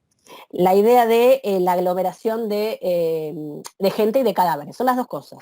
O sea, esto era lo que les había dicho antes respecto de la idea de que, bueno, Atenas estaban todos ahí adentro, entonces miren cómo lo pone Tucídides. Los oprimió más, junto con el padecimiento existente, también la reunión de gente desde los campos hacia la ciudad, y no menos oprimía a los que llegaban. No lo da como causa, es como que dice, bueno, además esto, la verdad que contribuyó, pero no lo da como causa. Insisto, yo creo que no lo hace porque precisamente es más cuidadoso respecto de lo que dice. Bueno, esto pasó así, pero no quiere decir que efectivamente esta sea la causa. Y sigue, ¿no? Dado que no había casa, sino que vivían en cabañas sofocantes en esta estación del año, que sería el verano, ¿no? La destrucción, que es la muerte, ¿no? Se producía sin orden, ¿no? Sin orden alguno. Y los que morían ya cadáveres, yacían unos sobre otros, y los semimuertos, la palabra es esa, perdón, es eso, son semimuertos. Los casi muertos rodaban en los caminos y alrededor de todas las fuentes por el deseo de agua. Es horrendo esto, es horrendo. Y es tremendo como lo está expresando.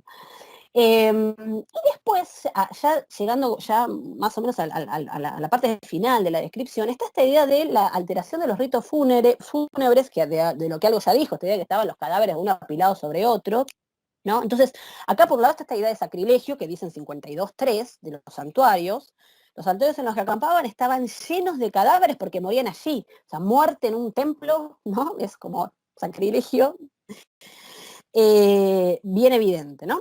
Pues contrayendo el mal, los hombres, no sabiendo qué sería de ellos, se volvieron al abandono de las cosas divinas y sagradas por igual.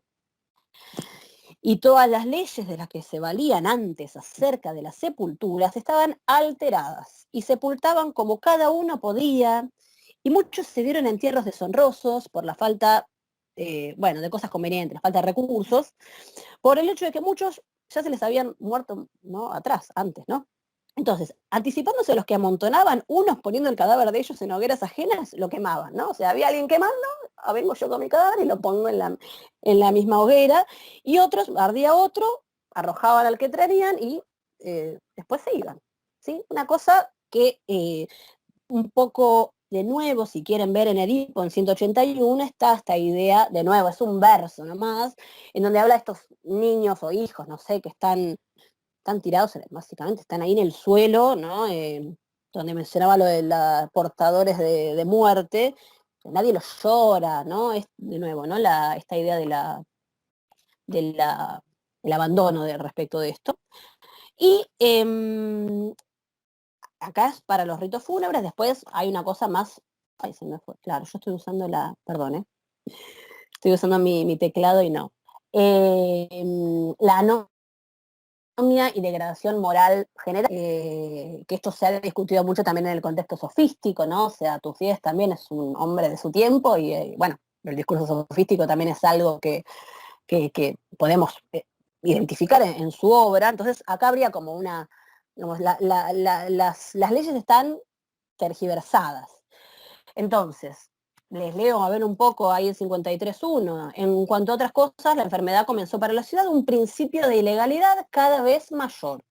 Pues fácilmente cualquiera osaba hacer por placer las cosas que antes ocultaba, viendo el cambio repentino de los que eran ricos y morían repentinamente y de los que antes no poseían nada y al punto tenían las cosas de aquellos. Nada, vale todo. De modo tal que consideraban bueno hacer resultados rápidos y para regocijo, considerando efímeros por igual los cuerpos y la riqueza. Y nadie tenía voluntad de seguir sufriendo por lo que parecía bueno, considerando incierto. Si antes de llegar a ello morían, no hay sacrificios, ¿no? ¿Para qué voy a estar esperando y sacrificándome por algo si total no sé si me voy a morir? Lo que entonces era agradable y provechoso, para eso, de cualquier manera, cualquier cosa se presentaba como buena y útil. Lo que viene ahora, eso lo tomo. Y en 53.4 está esta idea, ¿no? Jovesiana, ¿no? Ningún temor de los dioses o ley de los hombres los contenía, ¿no? Por un lado, ¿no? Juzgando igual, ser piadoso o no serlo. ¿no? A partir de ver a todos morir igualmente y, por otro lado, esperando nadie pagar la pena de sus errores, viviendo hasta que se produjera el juicio y juzgando que estaba pendiente una mayor pena decretada contra ellos. Antes de que esta cayera era conveniente gozar, ¿sí? Total, me voy a morir. Y bueno, esto tiene, ¿no? Ya les digo, se ha discutido mucho respecto de esta, de este pasaje, porque, bueno, es la idea cuál es, ¿no? Las conductas inmorales empiezan en la peste, pero continuaron, ¿no? Ahí está el principio que tienen ahí en 53.1, ¿no? Pro son terxe, ¿no? Empezó acá, pero no terminó, ¿no? Y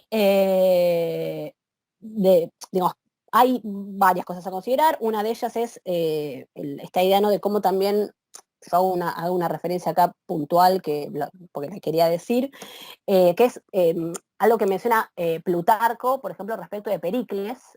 Vieron que yo les decía, respecto de la muerte de Pericles en Tucídides, no tenemos nada. De repente se murió y se pone a hablar y a engrandecer su figura, de cómo no tuvo sucesor y cómo después de él no hubo nadie que ocupara ese lugar, ¿no? Es un retrato elogioso, pero no dice nada de la muerte, se murió.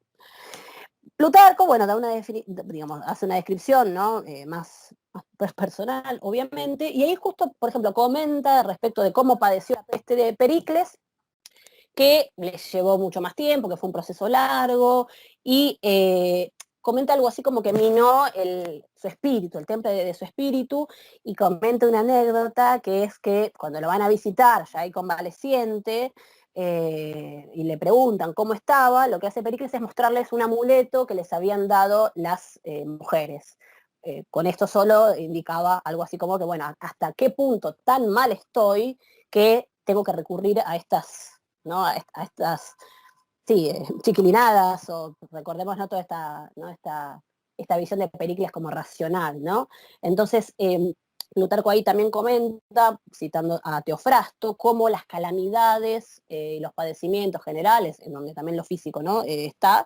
Nos llevan a la ruina, o a la ruina o a la degradación de nuestro carácter, ¿no? El sufrimiento nos lleva a eso. Entonces yo, digamos, les aporto como esta visión más personal de algo que acá Tucídides está diciendo más general. ¿Y por qué Tucídides lo dice más general? Decíamos que esto estaba al lado de la oración fúnebre de Pericles.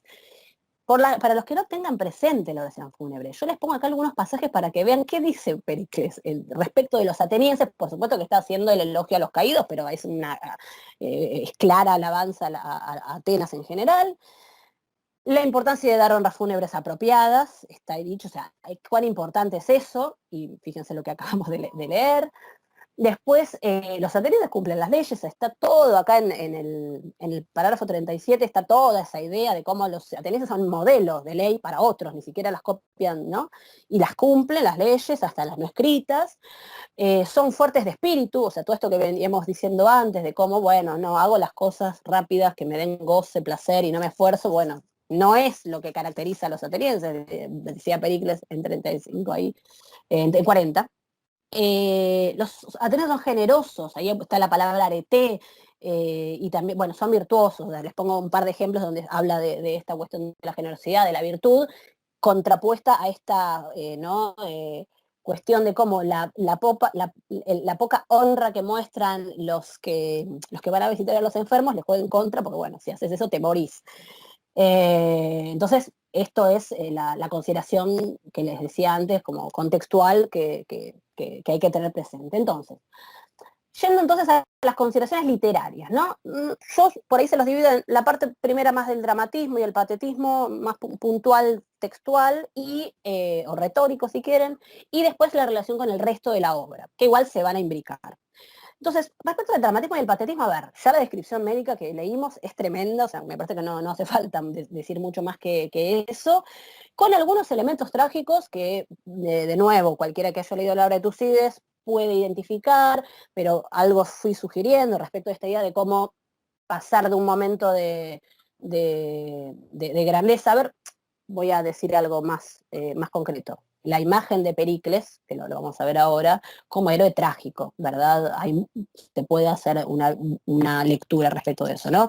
Pericles el que prevé, el que calcula como un Edipo, el que, ¿no?, tiene esta inteligencia como Edipo que resuelve el enigma, y que termina por una situación, ¿no?, del destino, de ese máximo poder y de ese elogio a esa Atenas que se ha construido, a una tremenda caída que les lleva, por un lado decíamos, a esta degradación, consecuencia la muerte, ¿no? En donde ahí ahora vamos a ver los últimos pasajes del texto respecto del rol de la divinidad y de qué pasa ahí con los dioses, ¿no? Y después, esto se los comento como intertexto, ¿no? Hay un autor que se llama Morgan que comenta, por ejemplo, que están, a ver, por un lado los antecedentes literarios, ¿no? Por ejemplo, en Ilíada 1, que digamos, entiendo que también se va a leer o se va a analizar en este ciclo, ¿por qué no pensar también que hay algo de ese texto en lo que se pudo haber inspirado Tucídides, ¿no? Aunque sea, ¿no? No digo que lo podamos llegar a rastrear, pero bueno, podría ser. Yo decía antes, Edipo, ahí no tenemos más que, yo hice varias comparaciones, pero en todo caso ya les digo, queda siempre la duda de hasta qué punto había conocimiento de esa obra, porque bueno, no lo sabemos, pero hemos visto que hay varias coincidencias, que en todo caso solo dejo a la inquietud, un poco como lo que señala también Morgan, de que hay una intencionalidad estética que respecto de la composición de la peste en Tucídides, y él dice, por ejemplo, que las imitaciones posteriores, como la de Lucrecio, en las geórgicas de Virgilio, ¿no? En el libro 3 también va a haber unos versos en los que se describe una peste y se dice, ¿no?, que hay un hipotexto ahí que es el de Tucídides, y en Ovidio también, si bien es otra peste, de nuevo, sí se cree que hay no, se dice, ¿no?, que hay una relación intertextual. Entonces lo que dice Morgan es, en la antigüedad han leído esto también, autores que se dedican a la poesía, han leído este texto en clave literaria, porque por algo también lo toman. Entonces, se lo dejo de nuevo como lectura, ¿no? Y entonces decíamos, respecto de la relación con la obra en general, el vínculo con Pericles, que es clarísimo por la cuestión estructural, ¿no? Después hay algo en lo que no voy a profundizar, pero ustedes me van a entender de por qué no. O sea, esta idea de la metáfora ciudad-cuerpo, que para Atenas ha sido, ¿no?, muy, muy trabajada. Y algo que sí, nada, les comento como dato, vamos, que también es algo a analizar, que es la relación entre la stasis, o sea, o la guerra civil, y la plaga. Es decir, la idea de cómo Tucídides ve a la plaga, a la peste, del mismo modo que ve a la stasis. Hay un pasaje cuando se refiere a la stasis de Corcira en el libro 3, que hay una descripción de la stasis como esta idea, ¿no?, de la disolución de la ciudad, y por lo que acabamos de ver con la plaga, vemos algo de eso, ¿no? Entonces, a ver, en todo caso sí, lo que podemos pensar, ya les digo, como por ahí piensa este autor Morgan, pero bueno, no, me parece que es bastante evidente igual también, ¿no? O sea, que hay un claro énfasis en los efectos negativos de la guerra, en donde la peste en todo caso lo que hace es ponerlo bien en evidencia, ¿no? Este Pastos que aparece acá, que de hecho Tucídides define a la guerra como Pastos también, ahí en 1.23.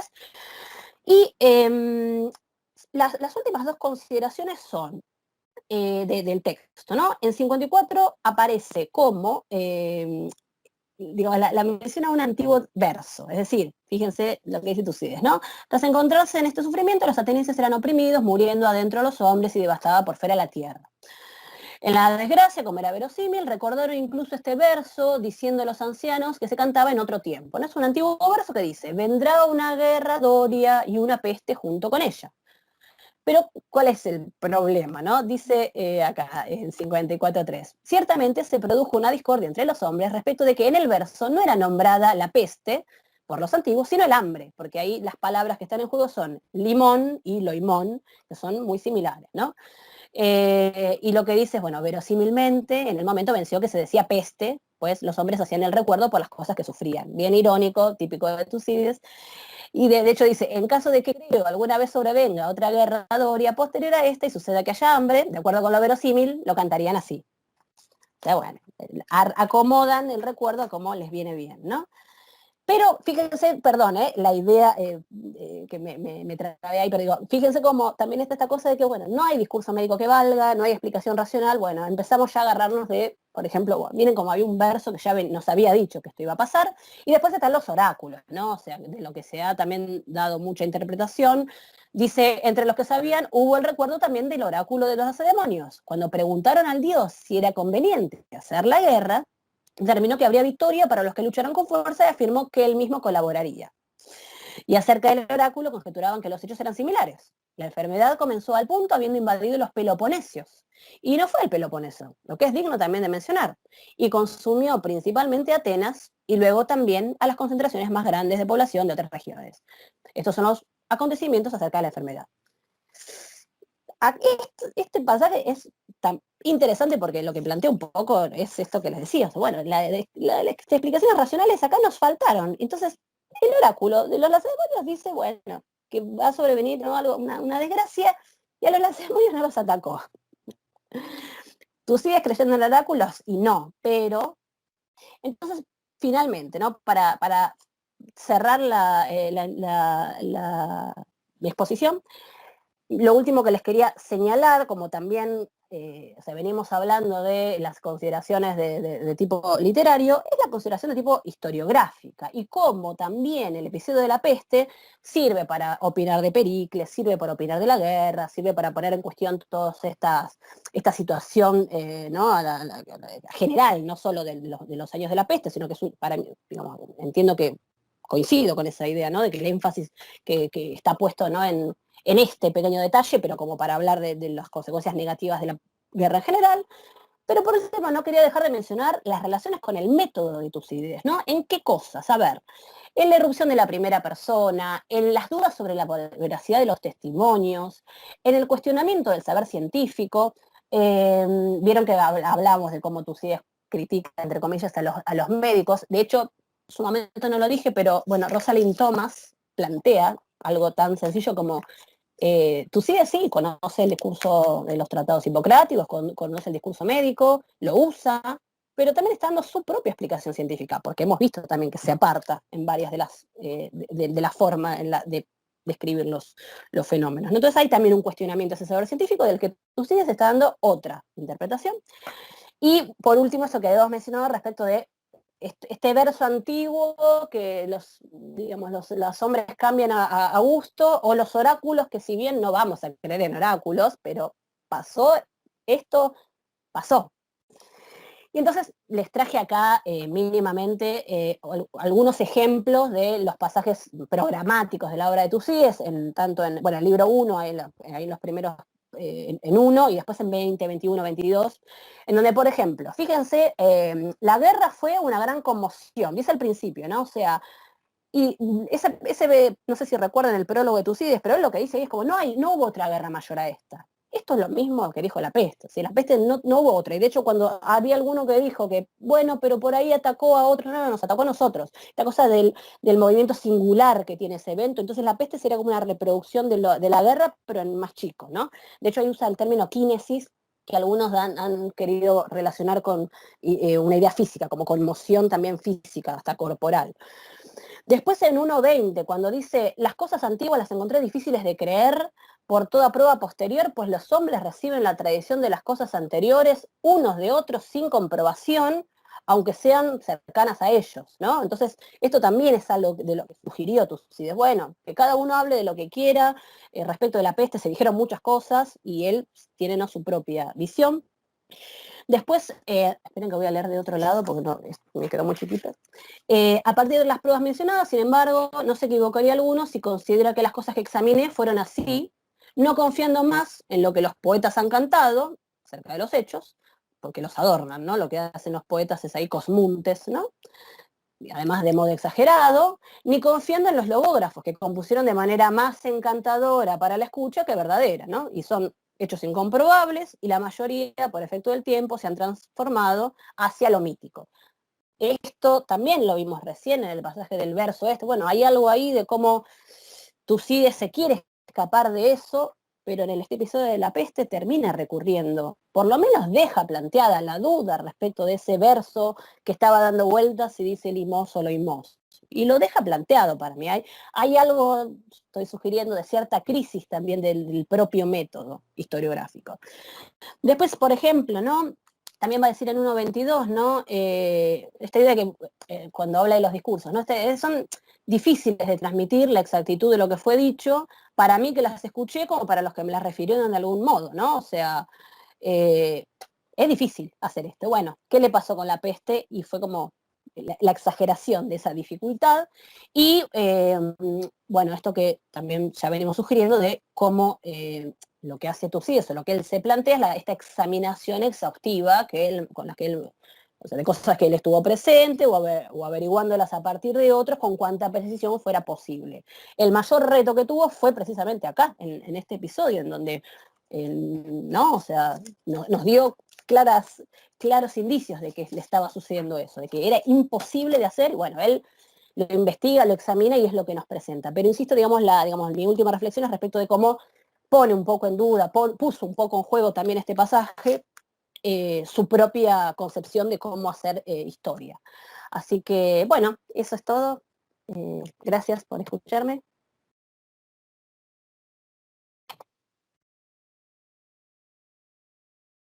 Bueno, Analía, muchísimas gracias. Tenemos unos minutos para preguntas, comentarios. Yo quisiera comentar algo, ¿qué tal? Hola, Nicolás. Perdón, Ana, si dejas de compartir, ahí Sí, no vamos a ver. Sí, pero estoy poniendo eso y me... Como dicen algunas veces, cualquier semejanza con la realidad es pura coincidencia, ¿no? Hay un libro de una historiadora norteamericana que se llama Barbara Tuchman y el libro se llama Un espejo lejano y trata de el medioevo en el norte de Francia y en el capítulo, no me acuerdo si 3 o 4, relata el ingreso y las masacres que hubo con la peste negra en Europa. Y es tan semejante a esto que realmente esto de la peste de Atenas es un espejo lejano a lo que nos está pasando ahora. Con respecto a los médicos, fíjense que habla de la incertidumbre. Y bueno, estamos todos con incertidumbre, los que somos médicos, aunque ya no ejerzamos, pero es toda incertidumbre porque es un enemigo invisible. Y es un enemigo que nos tomó de sorpresa y donde no hay un tratamiento eficaz salvo una vacuna o el distanciarse o el estar en cuarentena como hizo, creo que fue Justiniano el primero que, en la peste de Justiniano, el primero que instaló la cuarentena o el aislarse en la casa. Yo recomiendo este libro fervientemente porque este capítulo de Barbara Tuchman realmente es muy, muy elocuente, ¿no? De lo que nos está pasando en este momento. Y obviamente, gracias Ana, porque el análisis del libro es maravilloso. Muy bien, me ha servido espectacularmente. Gracias. Muchas gracias. Gracias por el aporte, Nicolás. Ahí veo la manito levantada, Andrés Vileo. Sí, ¿qué tal? Buenas tardes, buenos días, mediodías. Acá poniendo la cámara. ¿Qué tal? Buenos días. Bueno, muchas gracias por la invitación a esta conferencia. Felicito mucho a María, la verdad que es una exposición excelente y muy sugerente. Y también el instituto. Espero poder seguir participando de estos eventos. Quería hacer dos preguntas, por favor, María. Una de ellas tiene que ver con el término si Tucídides difiere en de epidemia, pandemia, enfermedad, peste, plaga. Porque, por ejemplo, yo veía que vos traducías por enfermedad los primeros, cuando comienza el relato de la peste, y acá yo tengo una traducción que traduce por epidemia. Entonces quería saber cuál es el término griego y si Tucídides lo intercambia para es lo mismo, ¿no? Como que también ese problema que hay entre polemos y estasis.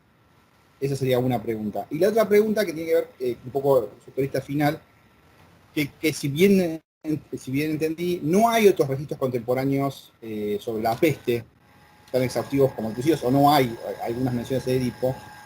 Y si ya que no hay, y eso puede ser una exageración, y si esa exageración tiene que ver digamos, amonestar a los atenienses, porque Tucídides, después de que muere Pericles, es muy crítico de las acciones militares que llevan adelante los atenienses. Entonces, si esta peste quizás, como vos sugerís, una exageración enviada por el dios debido a los malos, las malas estrategias que están llevando los atenienses en la guerra, después de la muerte de Pericles. Esas serían las preguntas, gracias.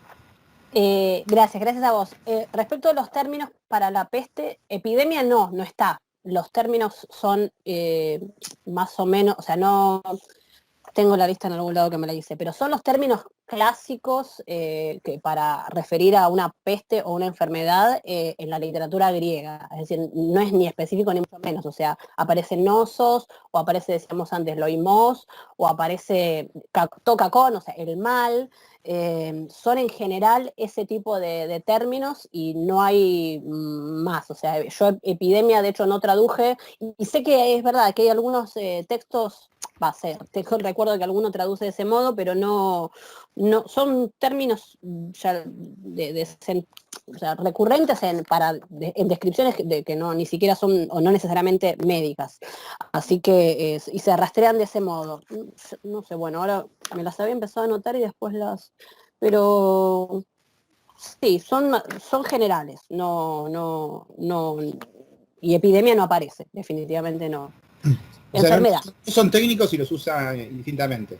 No Sí, son... de todas formas, insisto, eso es para describir al fenómeno, o sea, la peste es eso, o sea, claro, es genosos o loimos o el mal, pero no hay, o sea, no llaman la atención esos términos, desde el punto de vista médico, no, digamos, no tienen peso, digamos, no. Estoy chusmeando porque sé que lo tiene en algún lado, bueno, no, pero ya te digo, o sea, no tienen, estoy viendo si hay alguno que se me está pasando ahora, pero no tienen mayor así peso que esto que te digo. Son cosas, cualquiera los entiende de ese modo, ¿no? Y respecto de lo otro, es decir, no hay, eso sí, lo afirmo, no hay una descripción de la época de esta magnitud de ningún modo.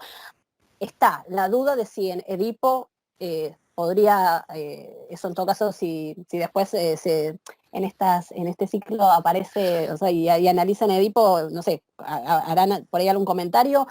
Yo, digamos, en general, por lo que entiendo, no se sabe si Edipo, es muy significativo, ¿no? Que empiece justo un gobernante tiranos, ¿no?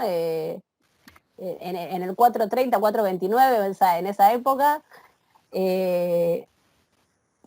con un pueblo sufriendo una peste. Es significativo. Entonces digo, pero como esta no hay, claramente no hay una descripción. De hecho, hay una propuesta de una alusión en Aristófanes, pero insisto, o sea, si son alusiones o cosas del estilo. La fuente es Tucídides, para esto de época es Tucídides. Entonces, hay dos cosas. Uno, Tucídides lo que está claramente es, o sea, yo lo que entiendo que está haciendo es, era, a partir de lo que vio, de lo que le contaron, etcétera, narra esto. Yo no creo o sea, no creo como les decía, ahora no me acuerdo qué autor es el que plantea que directamente no hubo peste, no lo creo de ese modo. Lo que sí coincido, digamos, me parece que tu pregunta un poco apuntaba a eso, es a que hay una crítica velada digamos, yo diría, no sé si a Pericles, porque bueno, después también está esto, ¿no? O sea, el retrato que hace Tucídides de Pericles es completamente elogioso, ahí, ¿no? Los parágrafos subsiguientes, pero sí es muy probable que haya toda una especie de exageración sí, expansión de algo que tal vez. Lo que pasa es que, a ver, no se piensa, yo lo pienso con ustedes también, fue muy riguroso en la parte de la descripción de síntomas. Entonces, eso también es como yo al principio les decía, para mí es muy cauteloso, por lo menos en esa parte. Entonces, yo lo que creo es que en un punto no sé, me pongo un poco Foucaultiana, pero él está contando esto porque aparte es lo que le pasó a él, ¿no? O sea, como contemporáneo. Entonces, bueno, lidió con eso de la forma en la que pudo, en el contexto en el que pudo. Y si eso tiene las consecuencias, o sea, no podía no dar cuenta hablar de la peste de un modo tan distinto como, por ejemplo, habla de la estasis, porque es lo que él está viviendo. Entonces, desde ese punto de vista, digo que me parece que, no sé si es deliberado, llega un punto en el que no sé, o sea, sí creo que es deliberado, como decía, la cuestión de dónde está puesto. Había un autor que cuenta, y dice, son 6 versos, son 6 líneas las que separan la oración fúnebre de esta descripción. Y lo que se plantea claramente es, la oración fúnebre es en invierno, la descripción de la peste empieza diciendo es en verano, pasaron unos meses. De nuevo, acá está, de nuevo, yo me pongo de nuevo pensando, ¿por qué Tucídides no tiene por qué estar refiriendo, ¿no?, puntualmente todos los hechos? Pues de hecho no lo hace, pero bueno, hace una elipsis tremenda justo ahí. Entonces, eso yo creo que sí está elegido para hacer el paralelo. Bueno, yo justo me dedico a estas cosas de los paralelismos, pero bueno, está para hacer el paralelo. Pero después yo creo que no hay forma de que hablar de esta peste no le lleve a, por ejemplo, hablar o sea, hacer un comentario general de la guerra y de la estasis. Me parece que también es el otro gran tema que hay que profundizar y que sí, y que está. Pero creo que más en esa línea de, no sé si de exageración, sí de, bueno, un énfasis claramente en la construcción de todo el pasaje, que me parece que más bien da cuenta de lo tremendo del pasaje. O sea, yo digo, de nuevo, esto no, entre paréntesis, no es como si lo está elaborando el propio Tucídides, ¿no? Eso, bueno, aparte, ¿no? No, lo digo así entre nosotros. Bueno, tenemos pregunta de Ivana. Hola. Hola. Hola Analía. Bueno, muchísimas gracias.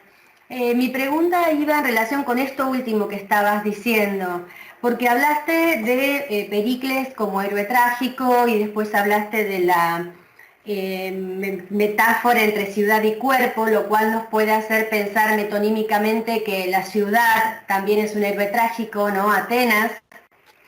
Entonces, si a vos te parece, digamos, no solamente Pericles, sino la ciudad, y bueno, como no hay tragedia y héroe trágico sin error trágico, si a vos te parece que esta relación entre el discurso fúnebre y que inmediatamente aparezca la descripción, lo cual invierno-verano también es una concepción cíclica, ¿no?, del tiempo, si te parece que se puede pensar que el error de Atenas como héroe trágico es la guerra, ¿o es la democracia en el sentido de superioridad que encarna el discurso de Pericles? ¿O si esto es forzar mucho el texto? ¿Qué pensás? Gracias. Mira, yo pienso dos cosas. Una, justo, no sé si, no lo dije, ¿no? Pero no sé si advirtieron que yo hablé mucho de Pericles, mucho, pero Pericles no está en el pasaje, no está, de ningún modo está. Vieron que yo también les decía que respecto de otros textos, uno, tal vez, bueno, la consideración, por ejemplo, de que la gente se repliega, ¿no?, adentro de la ciudad, eso es una política de Pericles. No está expresado eso, o sea, no está Pericles ahí. Entonces, por un lado creo, de nuevo, yo digo creo, que hay algo de no cargar las tintas respecto de algo personal. Entonces, de nuevo como me dedico a la biografía, yo traigo a lo personal y entonces, recién que comentaba lo de Plutarco, por ahí Plutarco, bueno, es un lector más en esa línea por ahí, pero digo, entonces, volviendo, me parece eso por un lado, ¿no? Que prestemos atención a eso, que con respecto a esto del héroe trágico, es una lectura. Ahora, acá justo en esto, Pericles no está, por ejemplo. Pero sí, digamos, siguiendo un poco la línea de lo que vos me preguntás, sí creo que, digamos, en todo caso, es la lectura que podemos hacer en general de la obra, que es más macro, que sí lleva a Pericles, perdón, a Tucídides a considerar como error, a mi juicio, es la guerra, ¿sí? Y rescato esto de que no está Pericles porque yo después no estoy segura, y también, bueno, retomando también lo otro que me habían preguntado, de hasta qué punto tiene Tucídides una mirada crítica a las políticas de Pericles, ¿no? Entonces digo, me parece que es más una visión de conjunto, más generalizante de, o sea, una opinión, digo, en este episodio, ¿no? A la guerra y a la cuestión general de la guerra. No me parece tampoco un detalle que, de nuevo, si uno lee ¿no? la obra de Tucídides, bueno, están estos, ¿no? Descripciones o narraciones, mejor dicho, ¿no? Muy generales de estos fenómenos de la guerra, más generales, y acá nos metimos hasta adentro de la cabeza del individuo que padece una peste.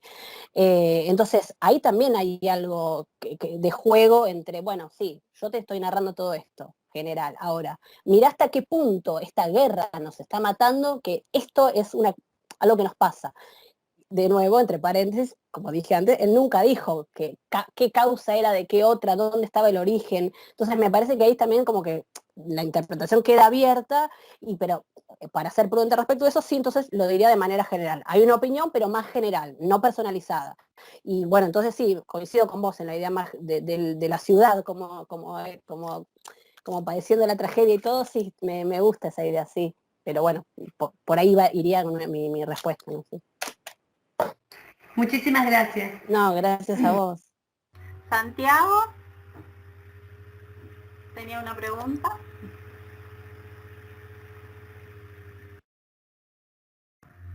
No se escucha. Estás...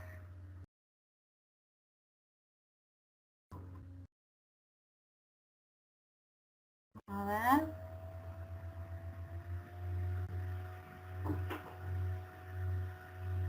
¿Se ve que tenés el micrófono abierto?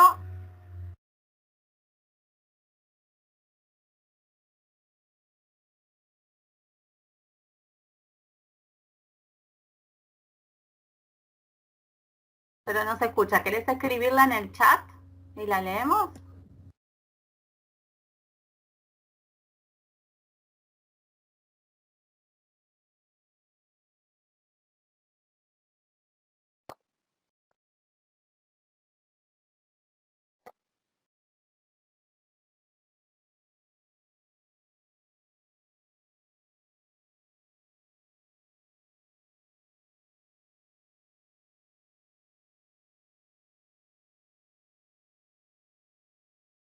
Ahí está. La leo yo.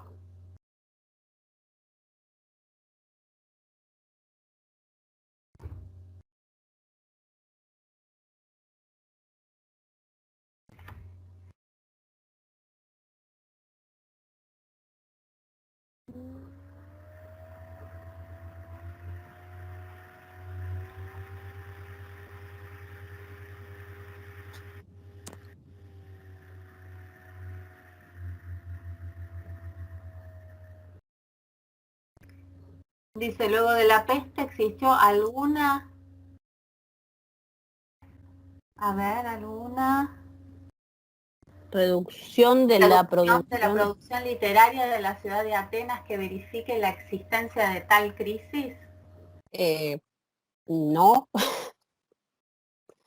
O sea, en la idea de unir una crisis así más general, no, en principio no, te sabría decir, no, en principio no, entiendo que no. No sé si apunta a algo más específico, pero...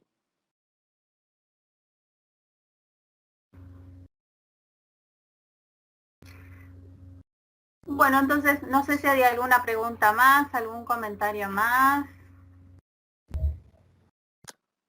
Que ya estamos sobre la hora del cierre de este primer taller, del primer encuentro de las jornadas. Ay, sí, perdón, yo también decía ciclo, conferencia, jornada, sesión, ya no... Sí. No, pero está bueno que es conjunto, está bueno que podamos... Yo dejé sembradas algunas líneas. Claro, que seguramente retomaremos a la tarde. Sí. Y bueno, y entonces no sé, Ali, si querés. Bueno, Analía, bueno, muchísimas gracias, la verdad. Muy claro, muy interesante. Muy bien, la verdad, muchas gracias. Muchas gracias también a todos los que aparecen como invitados, no solo invitados porque han participado. Y bueno, es muy impactante el nivel de, como decía una de las personas que primero intervino, el nivel de actualidad y por otra parte esta cuestión de esta sucesión que vos planteás, que realmente yo está en el puesto, pero jamás me había dado cuenta de el tema de la descripción, la narración de la peste después del discurso fúnebre de Pericles, como este contraste de dos muertes tan distintas, la muerte heroica y esto otro, digamos, ¿no? Es una cosa, la verdad, impresionante. Sí. Así que, bueno, muchísimas gracias y los seguimos esperando a lo largo del día y de los otros encuentros. Muchas gracias, Ana. A ustedes. Bueno, y muchas gracias a todos y a todos y a todas. Los esperamos a la tarde.